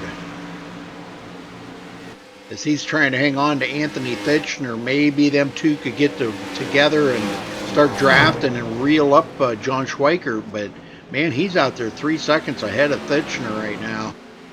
You know, I'm doing the math here, and I'm looking at some of the studies here from the pits with these guys with the tires. We got a lot of tire wear going on out there. The track is definitely warming up as this race is progressing. I think the one more pit is going to be a pretty big stretch. I would look to see 2 more pit stops before the end of this race. I do believe that tires are definitely going to be a factor here when we get into the last 40 laps, and that we probably will see at least a succession of 2 tire changes going into the final 40 laps of this race. Yeah, I'm trying to see here. I can look back at. I'm trying to find when these guys pitted last.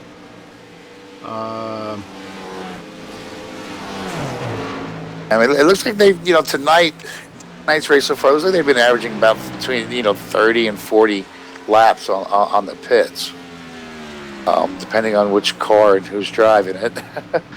Some guys are doing a little better with the tire management. That's where we see these guys that are falling down a lap and then jumping back up.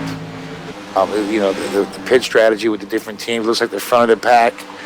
The top half of the field has been pitting about 4 or 5 laps before the second half of the field.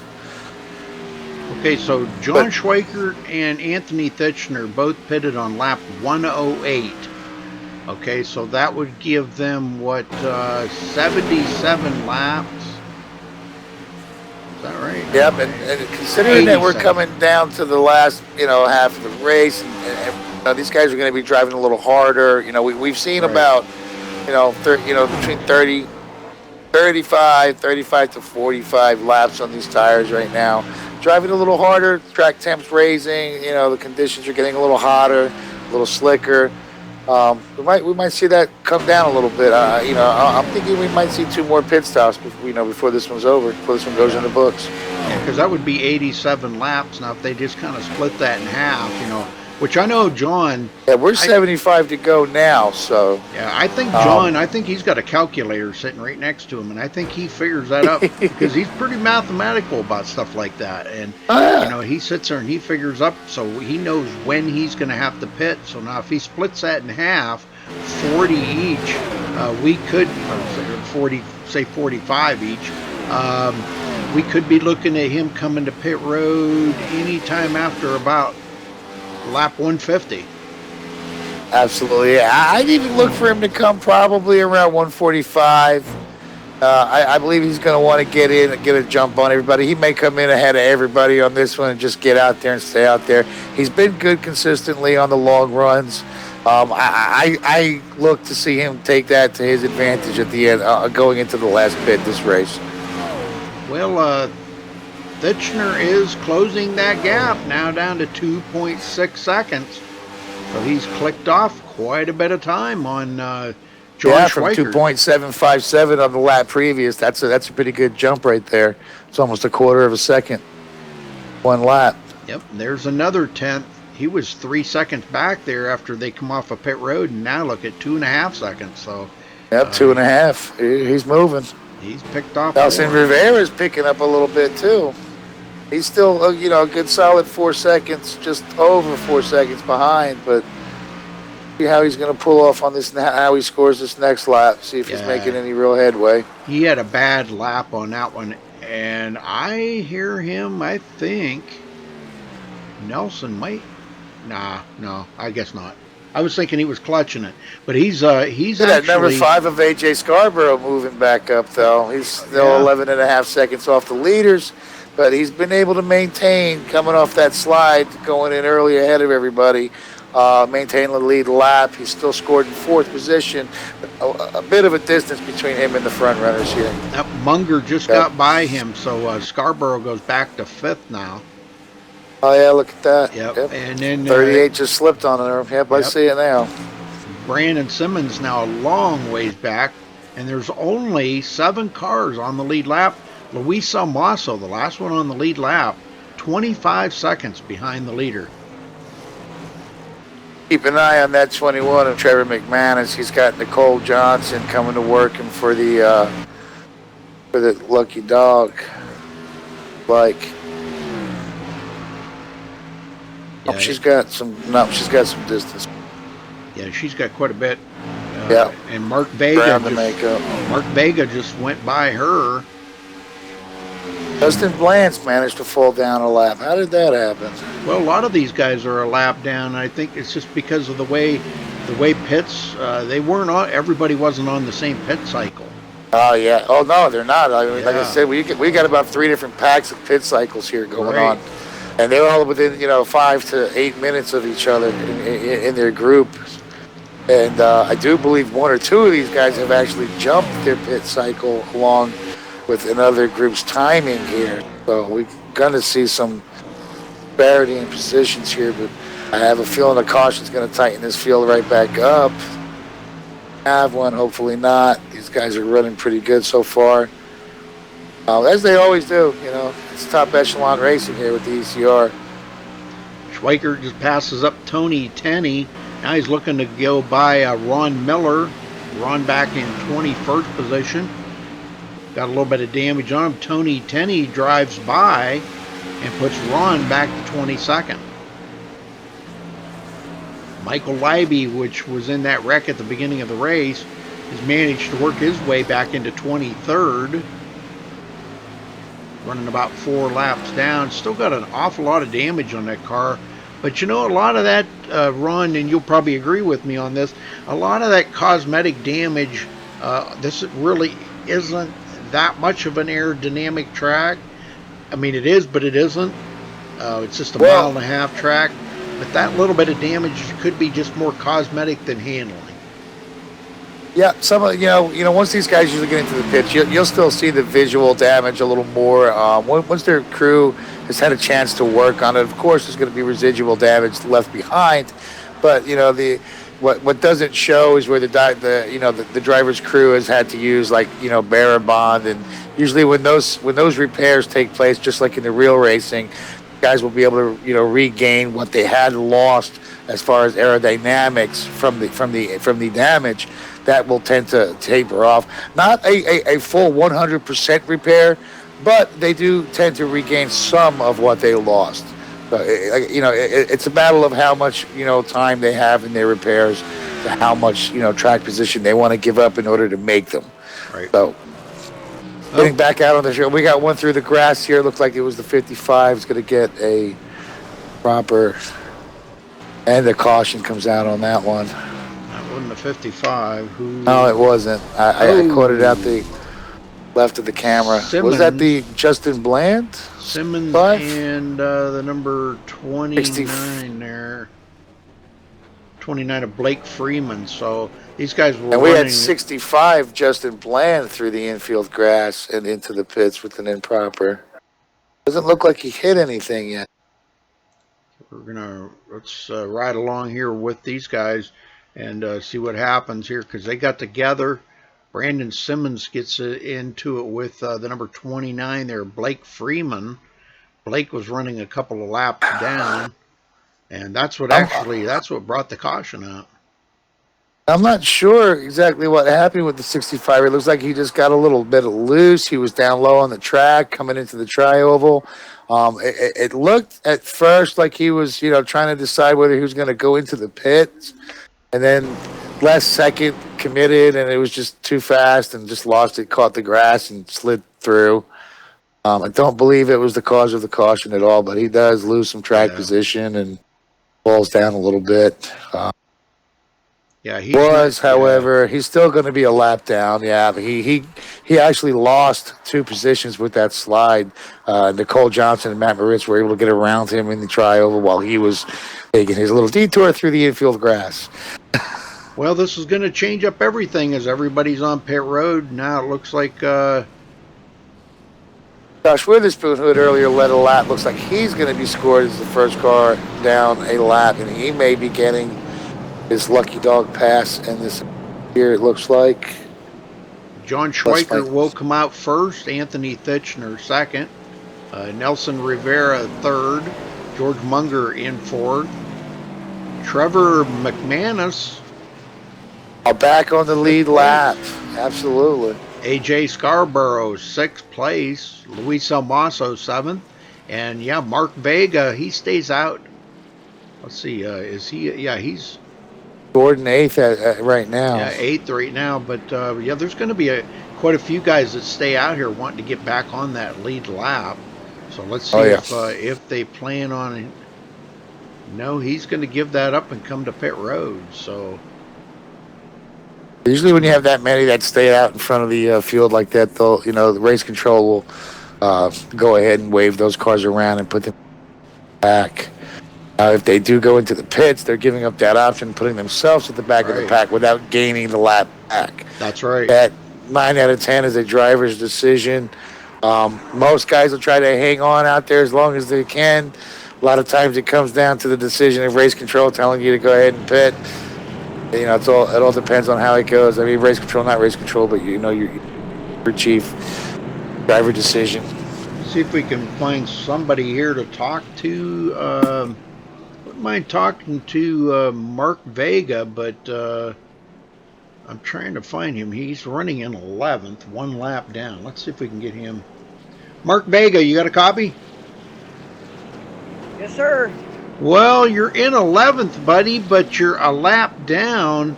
Are you hoping for a quick caution here and possibly get right back on that lead lap? Yeah, that's what I'm hoping. I've been riding around.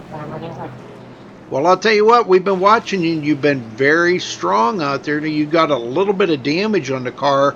Is it affecting how that car's driving out there at all? Actually, no, it's not. It's just I'm just being a little bit cautious. Well, I don't blame you there. Are you having any trouble with the car pushing in a pack, or are you not having any problems? No troubles at all. It's actually handling good. Very good. All right, well, we're going to let you get back to work here, brother, and good luck. 10-4, Rudy. Thank you. That looks like our pace car's lights are out, and we're about to get back under green here, folks. Going to have Anthony Fitchner riding on the outside of that number 1 John Schweikert machine out there. He's been very solid here today. How many laps has he led so far today, that number 1 car? 59. 59. Is that still the most laps led today? Oh, yeah. Oh, boy. You got Anthony Fitchner on the outside. Nelson Rivera, who's been fast and good working on that bottom track behind the number 1 in 3rd. And George Munger now, I believe, where he got him in the highest position we've seen him today in 4th. AJ Scarborough just won't go away. Just keeps getting back into that top 5. And he's like he's determined. He's still riding that high from his win at Daytona last week. And then you got the Luis Salmosa, who led a lot of laps. Here we go. Pace car's away. Weichert gets it underway. Nelson Rivera's tight to his bumper. Fitchner falling in line past the start-finish. And you got A.J. Scarborough and George Munger hanging on back there. We got a good run on the start. Yeah, A.J. got a good run right there, and he will go into 4th place. And another one here, Luis Salmoso, trying to work over Munger, and it looks like him up. Man, he just drove it on in around that turn and takes over the top 5 here from Munger. Yeah, I believe Munger just didn't have a good enough run there to fight that run that Luis Almoso had. That was a heck of a run on the inside there. And Chris Serkoy is breaking the top 10 for the first time today. 9th place, last car on the lead lap.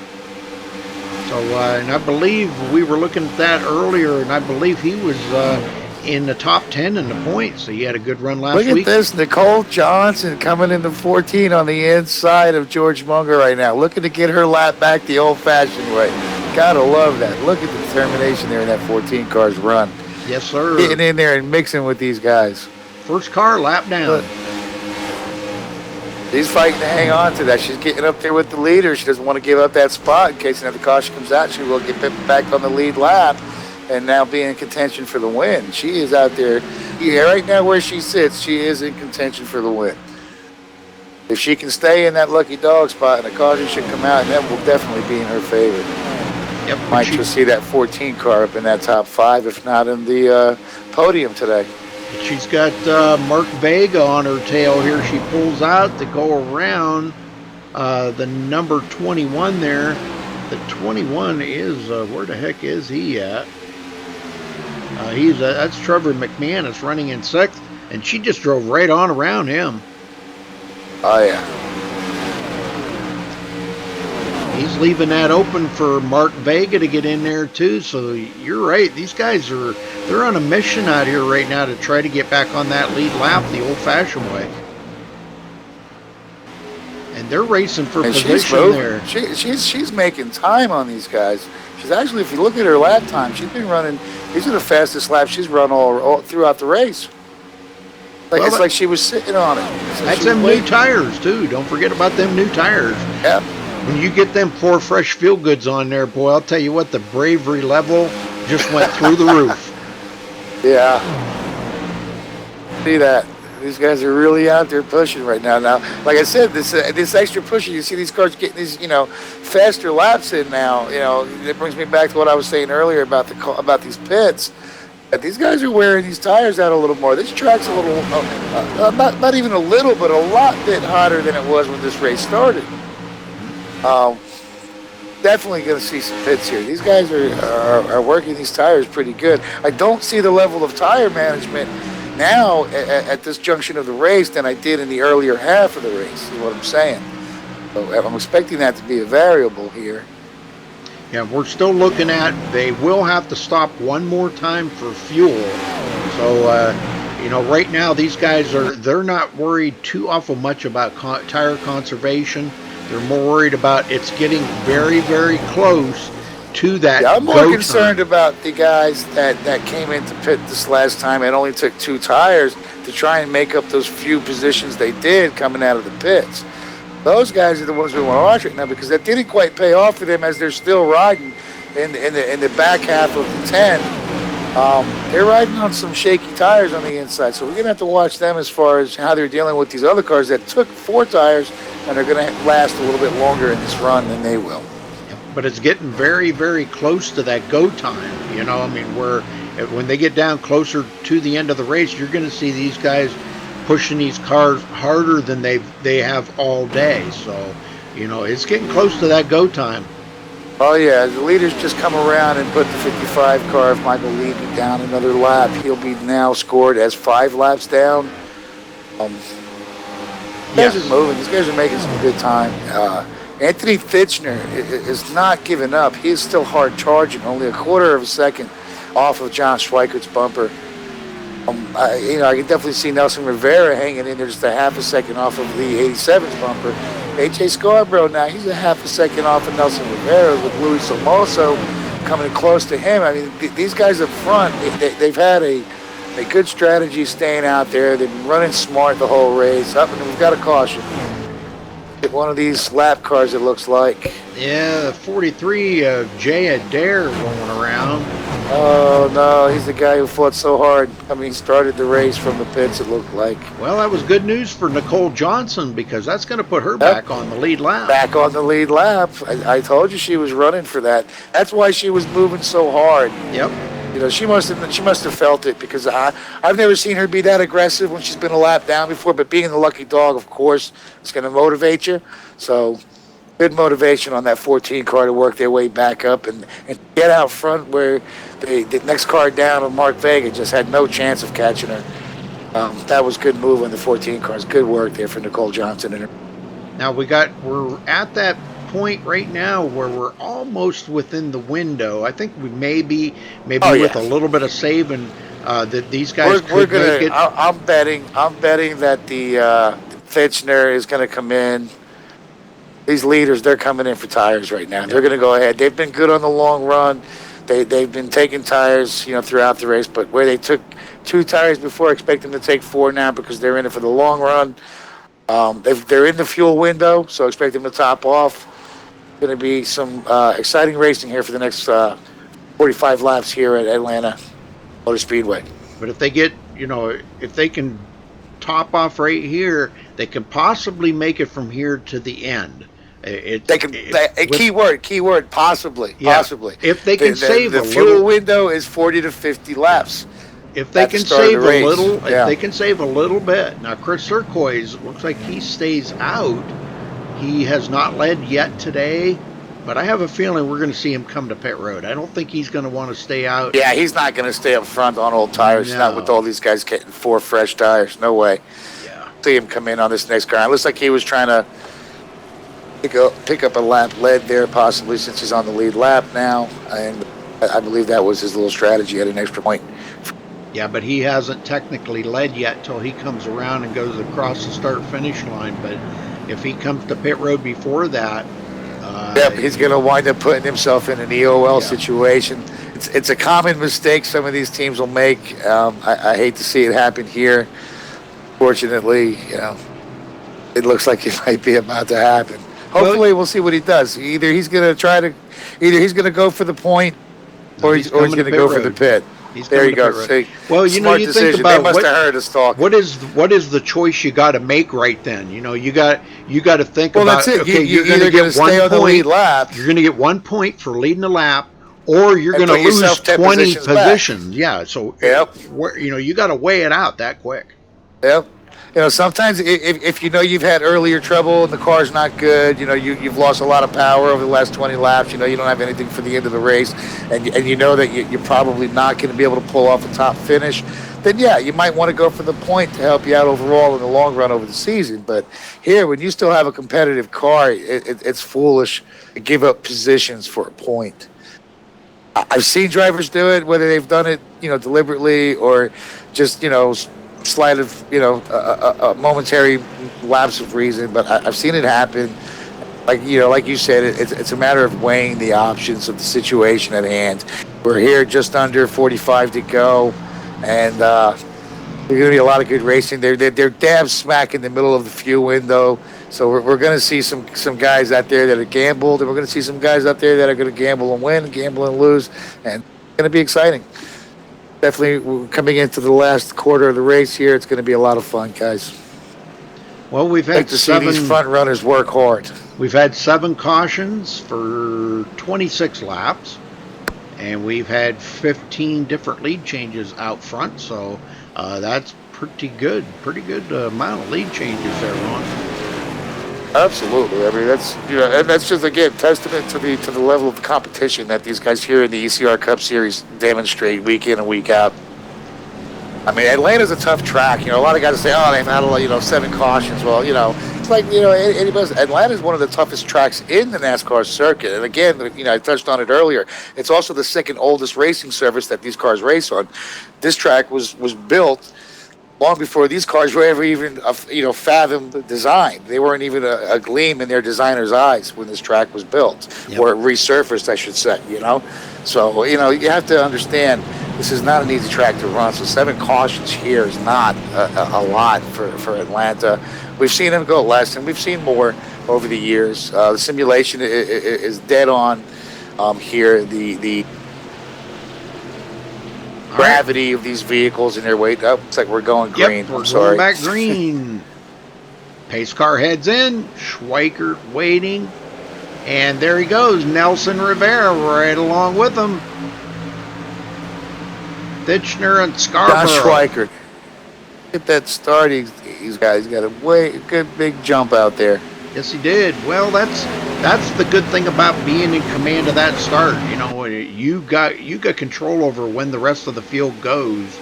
And the 77 of Nelson Rivera did not get a good enough run and actually come down and broke the momentum of the 87, which it looked like Nelson yielded when he realized 87 almost collided with him, but it looks like he yielded to the outside to give the 87 the preferred line at the bottom. 87 didn't lose much of a beat, got back in it, and he's catching up pretty good to that number 1, which is quite good right now. A.J. Scarborough goes into third as he gets around Nelson Rivera. Nelson Rivera's getting back up to speed. Luis Almoso's getting into his bumper. He's staying in line with A.J. Scarborough, who just come over on the inside. Good run by Luis. He's trying to get back up there. He was our pole sitter today, and he's been really working the inside of the 77 now. And does he make? Yeah, it looks like he's going to make it. That makes that pass pretty easily. It looks like the 77's falling off still from that restart. Looked like he had come back to speed there, but he looks like he's still falling off just a little bit. Maybe they're having a little bit of troubles there. Overheating issues, maybe. He's been running up front a lot today, and A lot of the time he's getting behind traffic. That tends to cause a little bit of overheating and a loss of power. Still running strong though.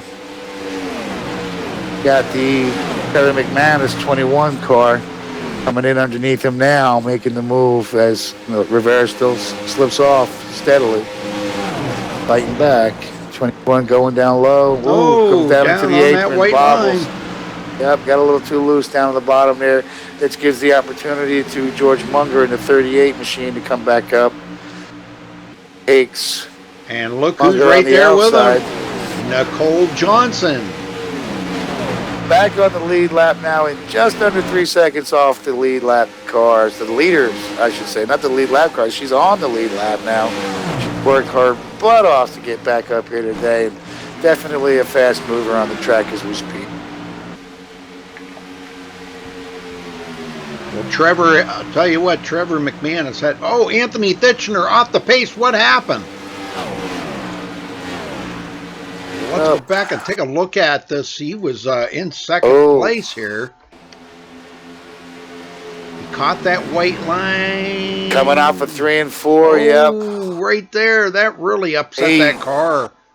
Across the grass he goes. Looks like AJ Scarborough coming up behind him might have taken a little bit of wind as Anthony Thitchner floated up the track. Looks like his tires kind of scooted him up a little bit there, and as he drifted up, it looks like the number 5 car, but AJ Scarborough might have taken some of the wind off the back of that car.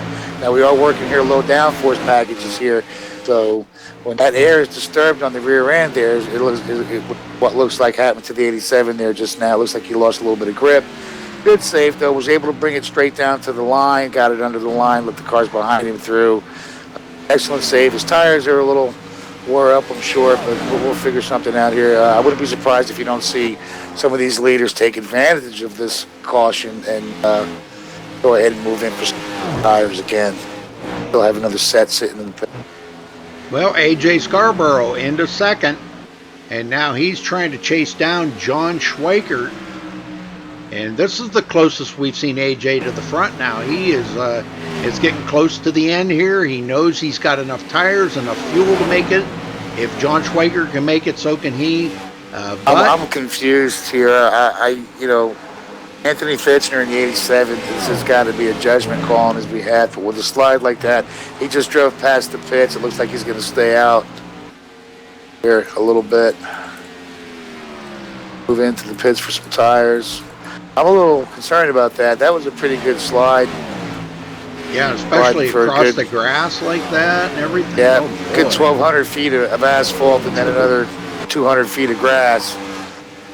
I'm shocked that he's not going into the pits here. But, Anthony's a very talented driver. He's been at it for a while, He may very well just see that as an advantage. He's one of those guys, and looser, less grip, he's faster, and he'll probably use it to his advantage, I wouldn't count him out just yet. Questionable decision on my thinking, not take advantage of the caution. Since he's already fallen back to 8th place, he's given up all those positions with the caution itself. Guess we'll just have to see how it plays out. Well, Nelson Rivera back to 4th after Luis Almaso, our pole sitter, does get around him and goes into 3rd place. And now these guys getting stretched out around the track. Luis 2.2 seconds behind the leader, John Schweikert. And let's go up here with John Schweikert. He's got company with AJ. AJ falls off just a tick. He's now back to about 9/10 of a second behind John. John's got them new tires broke in now, and he's starting to put the hammer down. He knows that he's probably doing a little mirror driving right now, watching AJ. He knows AJ's got the win last week. He's hungry. He wants to stay in that point lead. And Schweikert says, well, I've got to get myself up there. So he wants this win probably worse than AJ does. Absolutely. Watching the 87, who's already, gotten back on the pace here. He's come around the 74 of Michael Kinner. That was a lap car. Yeah, Michael Kinner. He's lapped. He just got around the 14 of Nicole Johnson, who was able to scoot around him when he spun there in the dry oval, but he was able to regain that position. He's still 7.5 seconds off the leaders. Doesn't look like he's going to be able to rein that back in unless we get another caution. He's really fallen off his pace. Up there, but not able to make up that kind of track again. I don't, unless he gets some help. Running on his own here, doesn't have any help in the front or the rear of him. So, well, AJ hate out to see here that for the doing, 8017 team. Doing everything he can to try to reel in John Schwaker, but here's something that you got to kind of question AJ's ability right now. They're both good drivers out there in that front. We got cars pitting here. Is he saving what tires he's got? Is he saving them for a late race run on John? He's just staying there in grasp of it right now. I'm going to have to point out to you, Rudy, if you notice that one car's been riding high these last few laps, I believe it's the one car who's saving tires right now to keep himself, out in the front here in the closing laps. I believe he's the one who's doing the most tire conservation. What I've noticed in the laps that I run here, and I run about 50 laps in these cars here just to check the tires out, and we do have that caution coming out. Yep. Well, that's going to change up everything right now. Absolutely. That was what some of these cars were looking for. That's going to help the 87 car of Anthony Fitchner get back on the race here. I did not see who that was, but I'm no, me neither. We're looking. Watching here. I seen somebody go and hit the wall. Going into the pit smoking here. Yeah, I'm trying to see who it is. Right there, maybe. Looks like it might be Mark Vega or...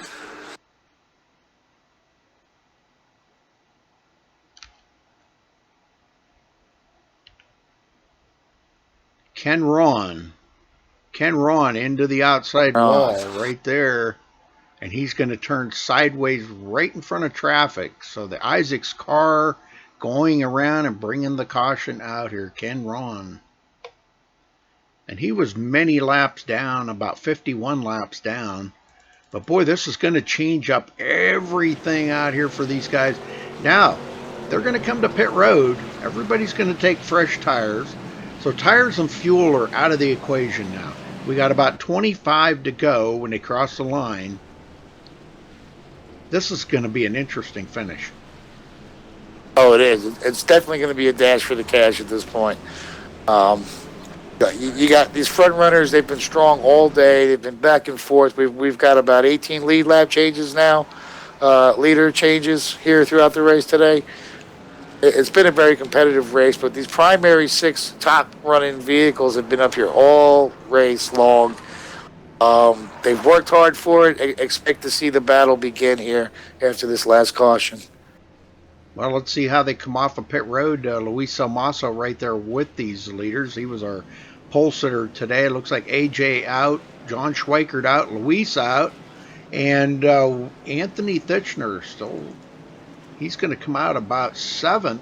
7th, it looks like. Big reprieve for him. Holy smokes. That's going to give him a chance. He didn't have any damage there. He's got some fresh tires now. I'm sure he's topped up his fuel. He's going to be in until the end of the race. And that caution, it was basically the Hail Mary that he needed after that slide. Anthony Fitchner, you got a copy? Yes, sir. Well, a little bit of a scare there, brother. Man, I'll tell you what, we were holding our breath. You went out across the grass. How did you get that thing gathered back up? And you even passed up Nicole Johnson after that, because we were afraid that those tires were so hot that you probably wouldn't have been able to do much. I'll tell you what, man. It was scary. I don't know how I saved it. I was telling them guys, it was just my heart was racing, trying to keep up with John there. What a race. Just, getting it back together. I was taking it real nice and easy before that. Wasn't really hitting it too hard. So I think that's what saved me there. The track is really weird, man. If you go hard, it'll run right. And if you back it up too much, it starts to get really loose on you. So there's like a happy medium in there somewhere. Gonna try to get these positions back and just finish off tonight with a top 5, hopefully, here. It's a great race, though. Oh, it has been. It's been an exciting race all the way. I mean, we've been seeing some great racing all the way around the track, even lap down cars racing each other for position, trying to get themselves in position for that lucky dog, you know. We seen Nicole Johnson and Mark Vega battling for that, and it wound up Nicole Johnson got back on the lead lap. Now, she passed you up, and, you know, after you slipped there, and that put her in a good position, but she's Oh going yeah, to be... she's nipping at his heels right now as we speak. She's ready to give him a run for his money. You look for that 14 car to hold you back there, Anthony Titchener. You're looking good out there, brother. Just wanted She's to going sound to be off running. She's going to be restarting right beside you on this restart. And you been saving anything? You know, I know you said you were pretty fast up there with John and a lot of good ones, but you got AJ Scarborough, last week's winner. You got Luis Samaso, the pole setter. You got Nelson Rivera. These guys all hungry for this win. This has been one heck of a race. Dustin Bland's still creeping up behind him too. John and Nelson are the ones I'm worried about the most. I think I got something for the rest of us. Just John and Nelson, man, we haven't been able to really do much with, but it's all going to come down to if we're going to go green from here, if we're going to have a lot of short runs. It's going to be good though. Look, hold it tight. All right, brother. We're going to let you get back at it. Go ahead. You have a good race, Anthony. We're coming to just about 21 to go as we cross the start-finish line now. You have a good race, sir. Thank you, guys. You enjoy. All right, back up front, John Schweikert. We are about to go green. The pace car's lights are out. Interesting start here. Now he's going to start on the outside, which is he's switching it up. That's a good strategy, and I'll explain that after they get going. I'll explain why that's a good strategy to do. I see a lot of people doing that now. Opening the door for that 5 car. That AJ Scarborough's good on restarts. But see, he's got Luis Almoso behind him too. He's starting on the inside. He has to stay behind John. Stay back. Yep, he's got to stay back behind that 1 car. There he goes. See, so it's a good strategy. Smart stop. Yeah, here we go. And Luis Almoso's right into the bumper of the 5 car, giving it the shove it needs. Pushing now to the inside of the 77 Nelson Rivera. Oh, leaves the 5 car hanging and pulls up slightly behind Rivera. We have a caution. Oh, Mark Vega gets tapped there by a lap car. I believe that was. Let's check this out here. Looks like Tony Tenney. Yeah, I'm trying to find this. Tony Tenney, the 47 car. Yeah, I'm not sure what happened here. He just kind of Whether he had something break or something happen here. It looks like a tire. Yeah, spinning the tire. A tire on the yeah. Start, and it looks like he just got out of shape, and it spins. Yep, there it goes. Oh, hard into the fender of the 20 car, and Chuck Harrell barrely makes it into the grass around, and it looks like Vega took a hit, though.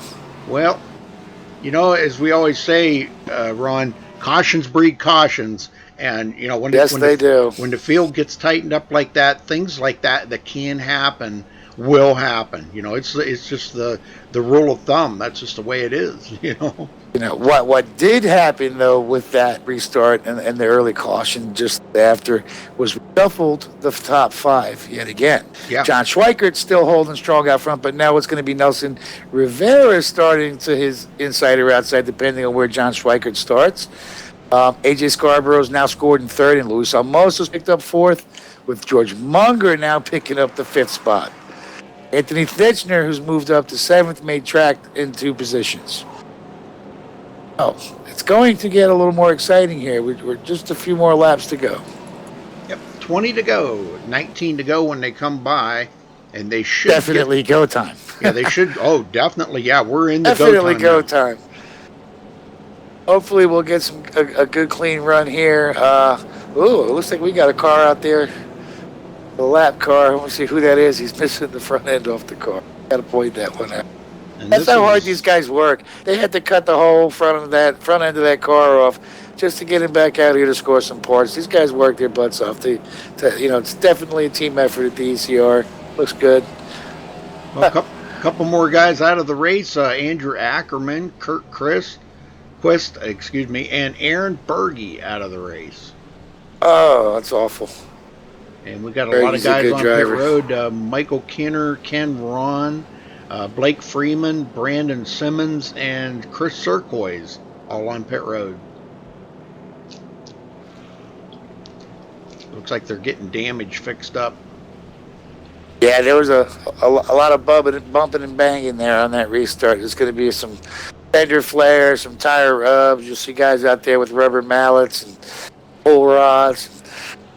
Try to get them back out there quick because we're closing down here on the finish of this race. Well, Schweikert has led 99 laps as of right now. We've had 15 lead changes, and this is caution number 9 for 33 laps. Out of 195, that's pretty doggone good, Ron. Absolutely. Absolutely.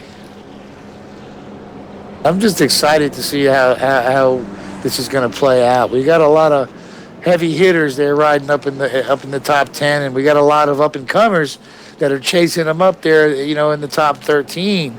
We got, Chuck Harrell, who is definitely a veteran. He knows his way around Atlanta.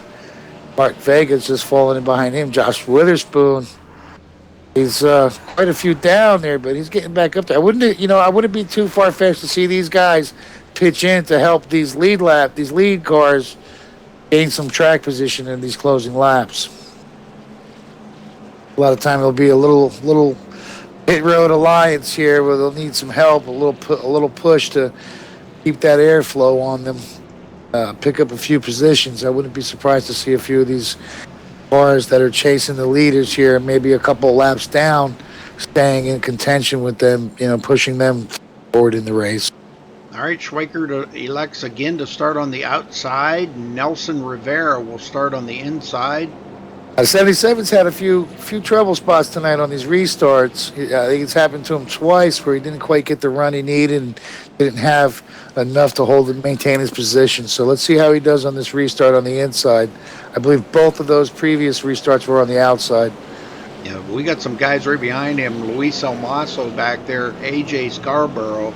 These guys hungry for the win. They're hungry like the wolf right now. Absolutely. And here we go. Boy, I'll tell you, this is going to be interesting. 17 to Pace go cars, when they lights cross are the out. line. 15 to go. Pace cars, lights are out and about to pull off the track. Oh, you can just feel the excitement with these guys right now. Pace cars in. And Schweikert on the loud pedal. Luis Almaso trying to get a run. AJ Scarborough right there. Rivera with the good start, able to get some momentum with the 5-car of AJ Scarborough pushing.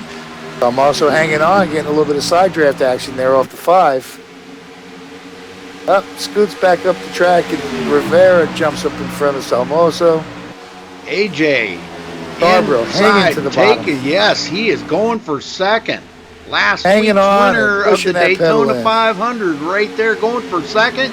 He completes a pass on Nelson Rivera.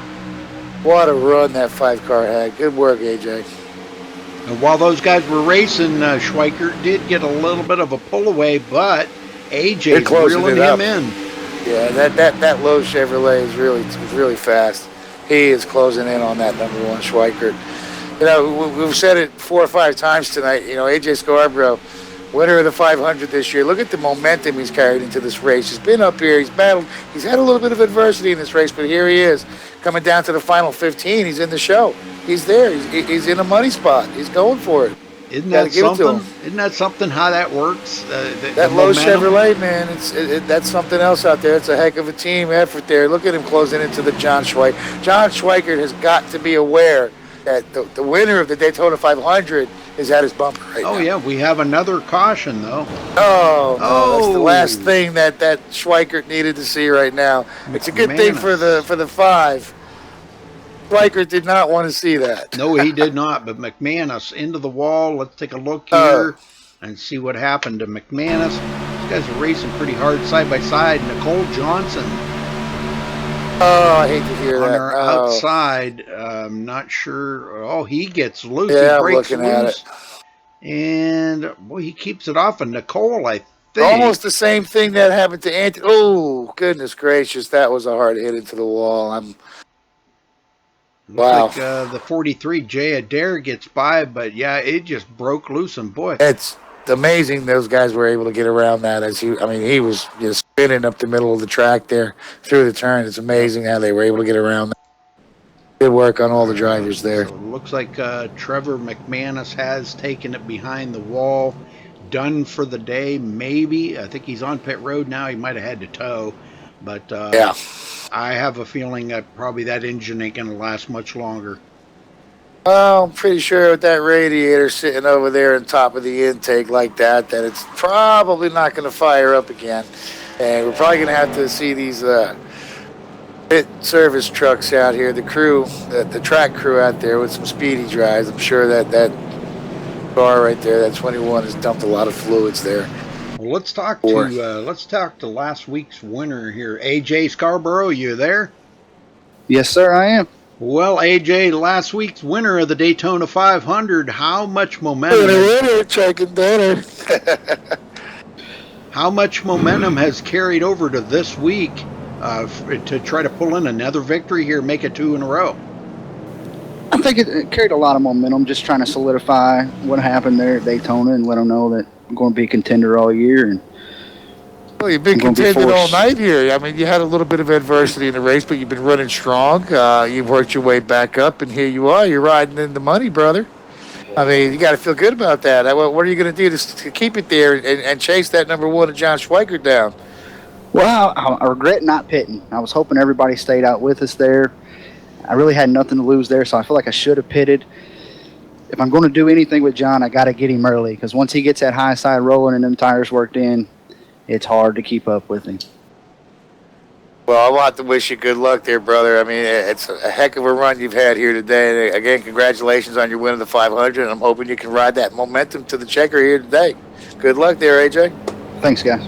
Well, AJ, are you saving anything? I mean, I know John's pretty fast up there in the front. Are you saving anything, or are you really kind of testing the waters? And how much tires have you been saving to try to make a late race run on John? In all honesty, with having the security of being locked in the chase at this point, I have not saved an ounce. I'm trying to get to him and get under him and get around him before he gets to really hauling on that high side. Because when he gets that high side rolling, I just can't touch him up there. Well, as we always say, getting to somebody is one thing, but passing them's another. And John's a pretty tough customer up there to pass. So we're going to wish you good luck out there, AJ. And hopefully we'll see you make it 2 in a row. That would be really awesome, AJ. Heck yeah. It'd be big. It'd be big. Yes. Thanks for the luck, guys. All right. Good luck. Good luck with that Lowe's Chevrolet there, AJ. You're looking real fast tonight, man. Have a good race, brother. Yes, sir. I don't have them in the Lowe's. I got them in the Warrior. Do you? Yeah. I'm getting them in the Lowe's pattern here. It's got to be a little glitz there on the trading paints, probably. Yeah, probably. But, well. I'm not going to refresh now. The race is almost over. And 4. Yeah, well, heck, man, it's all good. I refreshed many times there before I went live. That would be the net code, typical iRacing net code. It happens all the time, with all of us guys all over the country. It has a lot to do with our signal and how well they'll intermingle with each other on the servers. Not that big of a deal. All right, I hate to be calling out his wrong sponsor though tonight's race. I hate to do that to him though if I'm wrong, but I do apologize to the number 5 team if I've been wrong here. All right, well we got 12 cars on the lead lap. Guess who's back in 12th? Nelson Rivera. Look at that. What happened there? How did he fall back? I believe he stopped. He stopped and made and a look pit who's stop. up in 5th. Anthony Fitchner in the 87. But Nelson stopped and made a pit stop, or these other guys didn't. Well, I'm going to say that Nelson had to have gone in for some tires. It looks like it doesn't look like he's got any damage there. AJ, we got somebody in front of him all tore up. AJ had to actually lift off the throttle a little bit. He had such a run on Schweikert, he couldn't pass him before the line. Oh man, Luis Salmaso trying to make a run on the outside of AJ, and AJ kind of, boy, that just lifting that little tiny bit right there really cost him some momentum. Yeah, I see that. It's cost him quite a bit of momentum, and John Schweikert's just taking full advantage of it. That's why looks like Scarborough's pulled up in front of Luis Almoso in the 88, getting a little bit of help there. And Fitchner worked his way to fourth, now hooked up with his buddy there, Luis Almoso. And they're going to look like they're going to go three-way and try to chase down the number 1 of John Schweikert. And it looks like we have George Munger throwing that 38 machine back into the mix, with Justin Bland creeping up just behind him in 6th. Nicole Johnson just made a move on Justin Bland right there and dove it to the inside and kind of forced him to go up the hill a little bit. Now she's not giving up, man. She is coming back big time. You know, I think it's been a while for that 14 car to have a win, and I'm pretty sure she, as confident and as comfortable she's looking at here today, I'd expect to see her move up 2 or 3 more spots before this one's over. She's got the momentum to do it if she can just stick with it. Well, Bland does come back and passes her back up. Now Chuck Harrell trying to get by her on the outside. Ooh, heating up as Salmosa moves to the inside of A.J. Scarborough, the number 5, with Anthony Fitchner in the 87 pushing underneath. Scarborough falling off slightly, and look at the run they got. They just about closed the window there on John Schweikert in the 1. Not quite enough for Anthony Fitchner to get by the 5 of A.J. Scarborough, but hanging on. And at this point, Munger is falling off a little bit with that 38 machine. Looks like he's going to need some help from the back. And he just might be getting it from, it looks like could be the Justin Bland 65 car getting behind Munger. No, he's jumping up in front of Nicole Johnson now. Justin Bland was and said, "Oh, 3 wide, Nicole." No, Nicole's not going to come out of that one good. It. Doesn't look like there's going to be a caution. She saved the car, but those tires are going to be pretty slippery after that slide. Schweikert still hanging on to the lead now with 0.4 of a second lead over Luis Almaso as he continues to battle with A.J. Scarborough. And those two side by side. Anthony Fitchner behind him looking on. AJ just has not been able to complete that pass on Luis. You got a battle going on between Bland and Munger here for 5th position, and it looks like it's going to be Bland through the tri-oval to beat him to the line. 4 laps to go.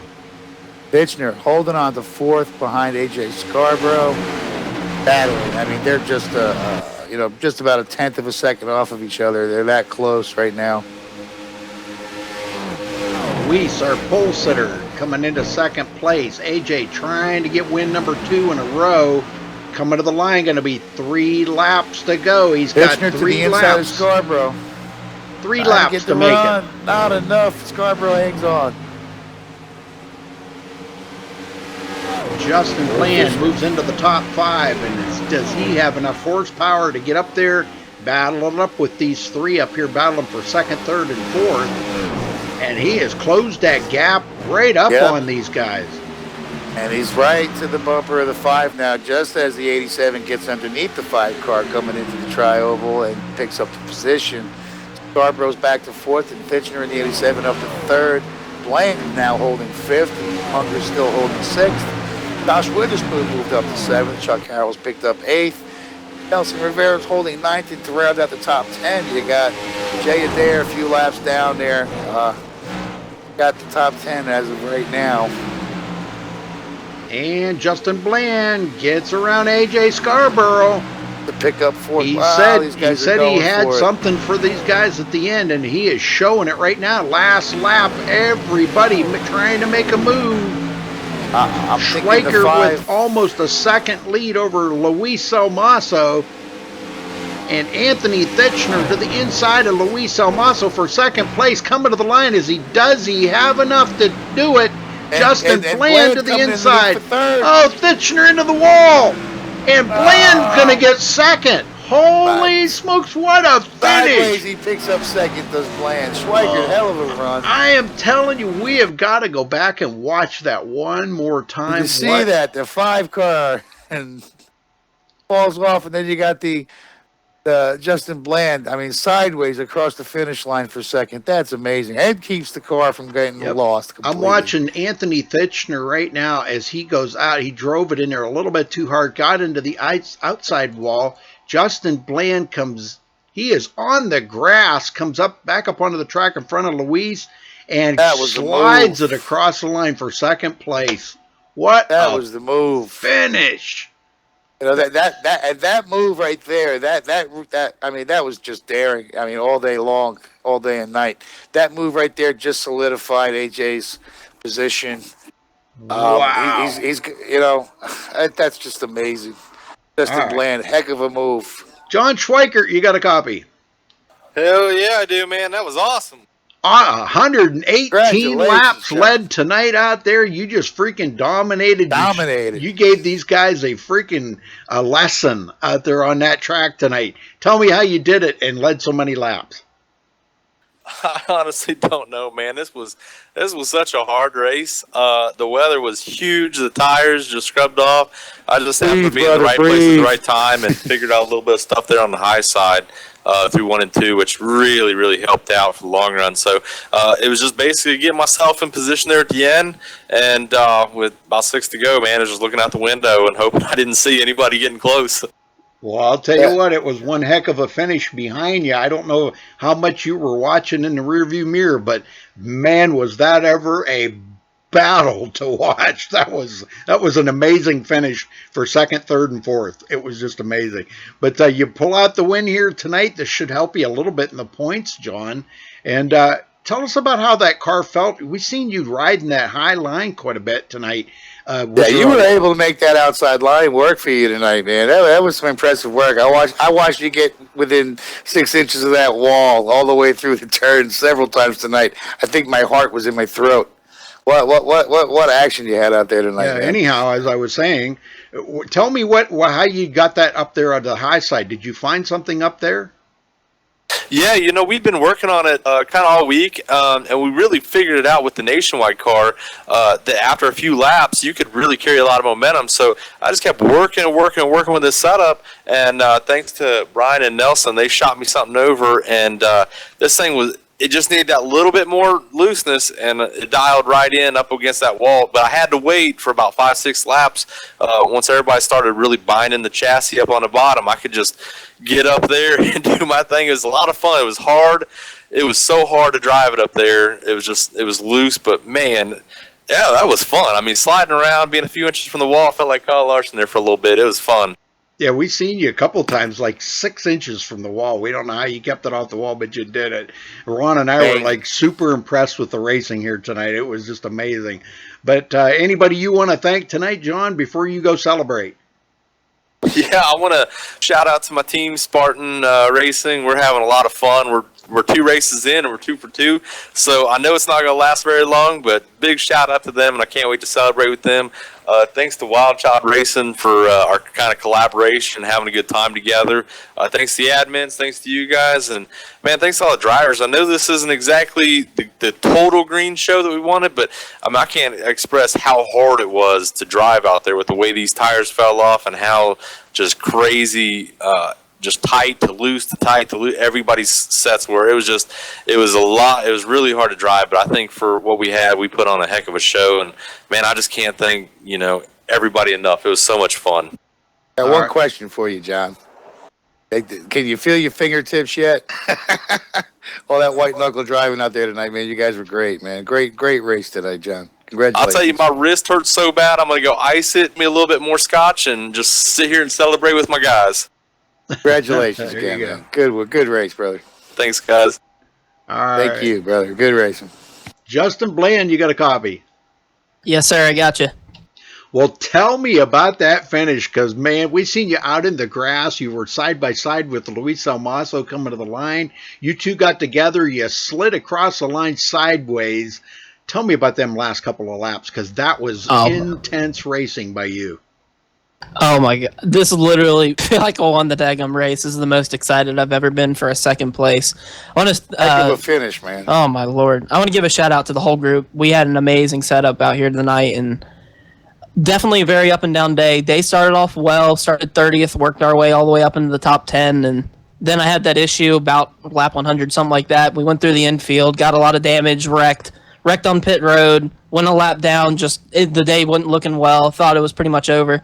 Caught a lucky caution, and that kind of a finish just, oh my gosh, that was amazing. I saw Anthony and Luis start racing really hard through 3 and 4. I'm like, well, maybe if I back this corner up, I can get one of them.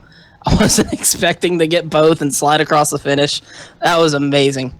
Well, Hey, that's the second place sideways finish I've seen in probably about 10 years, man. That was awesome, dude. Good run. You said, when we talked to you earlier there, Justin, you said you had something for these guys.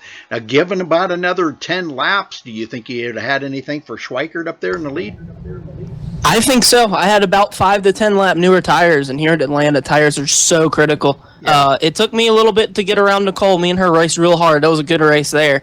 And I burnt up a little of my stuff. If I hadn't wasted a lot there, I think I would have even had more for the guys there at the end. But regardless, yeah, I think we would have had a good car there at the end if we would have had a little bit more time. If we would have had a little longer run, I think we could have got the outside working a little better and overall had maybe a chance at first. But regardless, I mean, I can't be more excited for the second place we got tonight. I was going to say, you'll take second, right? You've earned it, brother. I'll definitely take second. After this, from 30th to second, I'll take it. Okay. Well, anybody you want to give a shout out to or a thank you to, Justin? Well, first off, I want to say congratulations to my team owner, John, on his birth of his first son. So give him a shout out. He wasn't able to make it here tonight because of that, obviously. So obviously he put a lot of work into the setup this week. So it's a shame he didn't get to show up, but obviously it's for a good reason. So I want to give a shout out to the whole team. We all worked really well this week, put a killer setup out there. Man, I had a blast. Thank to all those guys getting us out here, getting the car all prepared and fast there at the end, giving us a chance to do what we love. Well, we seen you go down across the grass, the old pass in the grass, and it worked out for Yes, you, sir. brother. So, and Ron, Definitely in your favor tonight. Ron labeled that was the move of the race tonight. All right. That was Absolutely. that was the move of the race tonight, man. I'll tell Just you the what. hard charge, the down into the grass. Just get back up there and didn't take it sideways across the finish. Best racing I've seen in a good long while, man. Absolutely. All right. Well, thanks, Justin. Go celebrate, my friend, and you might want to think about maybe putting a little ice on your hands too, because you had to been white knuckling them last few laps. My hands are shaking. They're shot. I mean, Breathe, brother. Breathe. Oh my Lord! You just took second in the race. You did good. Yeah, Breathe. that car was turned right more than left all night. So I'm definitely gonna take this as a rest. All right, there you buddy. go, man. Good job out there tonight. Congrats on second. Yes, sir. Thanks, guys, We'll for what see you you do. next week in Vegas, man. Have a Yes, good sir. weekend. Yep. Y'all have a good one. See you, brother. All right, Luis Somaso, you got a copy? Yes, sir. Well, you started Yes, on the sir. pole tonight, almost pulled out a second place finish. Boy, you tell me about your aspect of that whole finish right there. Man, this was probably one of the craziest, wildest races I've ever been a part of. And we had one hell of a setup collectively, everybody, from me, John, AJ, Ron Miller, Doug Hess, everybody at Spartan Racing, our partners at Wild Child, Brian Nelson, everybody was really fast. Tony DeGennaro, Michael Leby, everybody put a lot of small inputs into the setup. So we knew we were going to be fast. We were not sure if the speed was going to translate into a long run. That was the problem apparently for everybody. So we were able to stay up front and had a problem during the middle of the race. Had a black flag for speeding on the penalties. Had to serve a penalty that dropped me all the way back to 11th. Had to work my way around.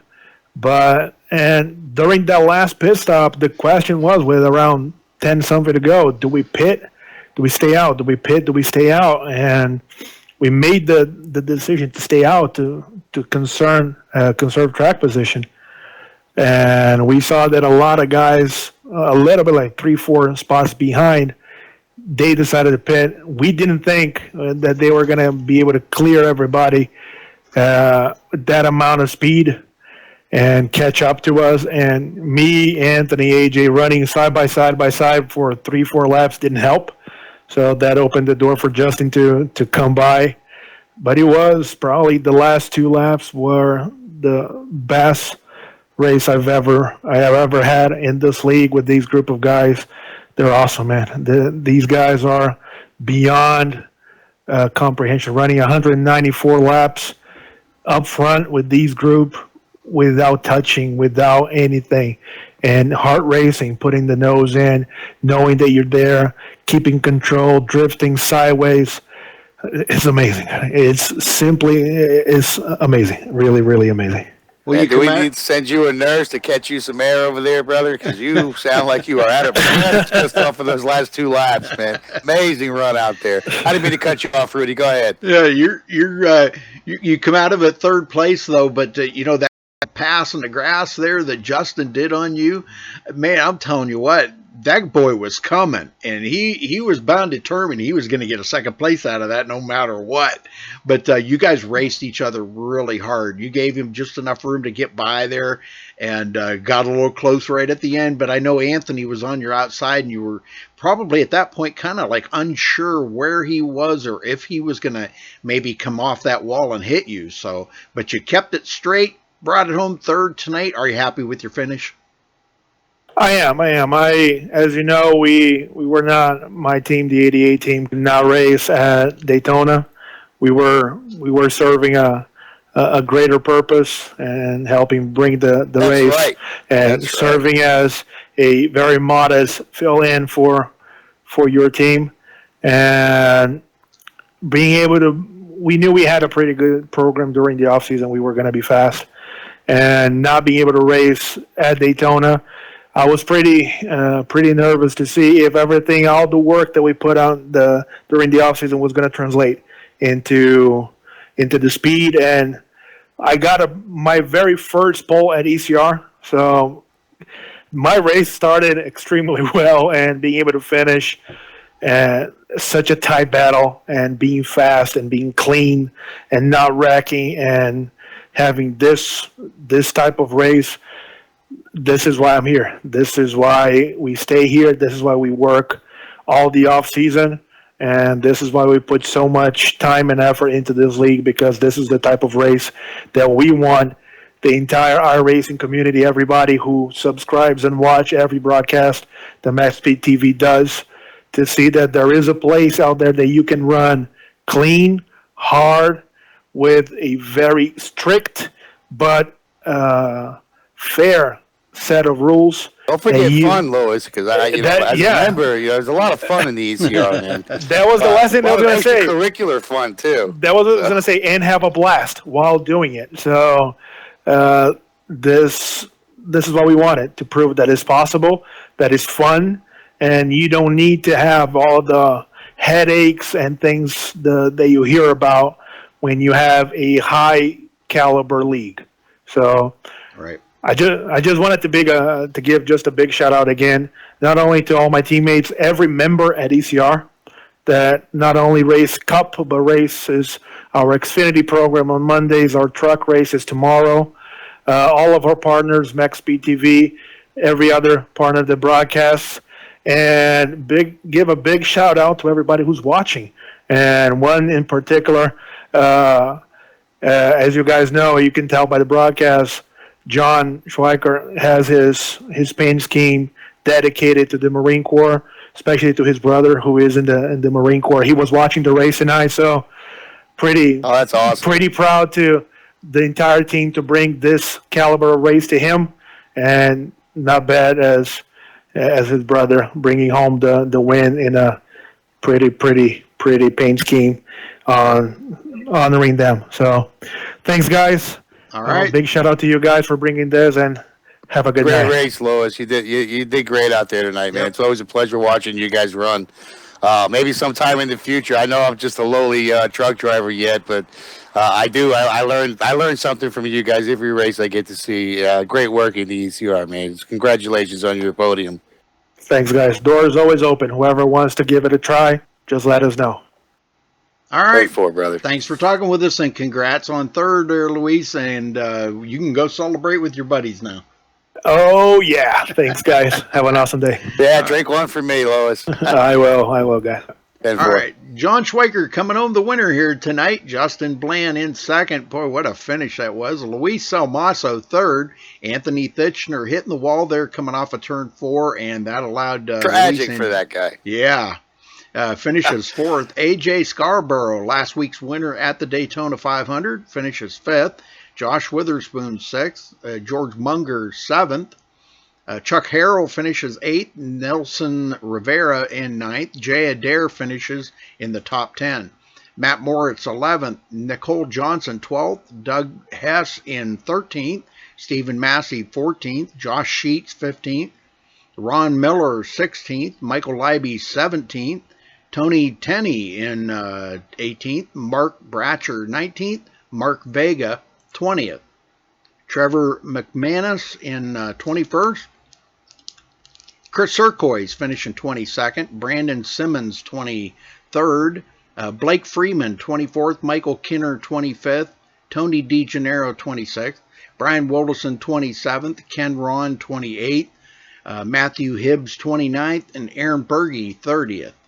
Pat Russia finishes 31st. Andrew Ackerman 32nd. Kurt Quist in 33rd. And Ken Worley rounding out the field in 34th position. So again, congratulations. What an awesome race we saw tonight. Yes, sir, it was. Congratulations to John Schweikert for ECR. Thanks, guys, for tuning in. And Ron, thank you very, very much for helping out in the booth. Awesome job, buddy, and it was good to have you. It was a pleasure. I really had a good time there, Rudy. I know I'm new to the booth, and I hope that, if we can do this again, that we'll improve with time here, brother. Oh, yeah, it's. I know a lot of times we were walking over each other, but, you're going to have that. Until we get used to each other, that's what you'll have. Yep, I apologize.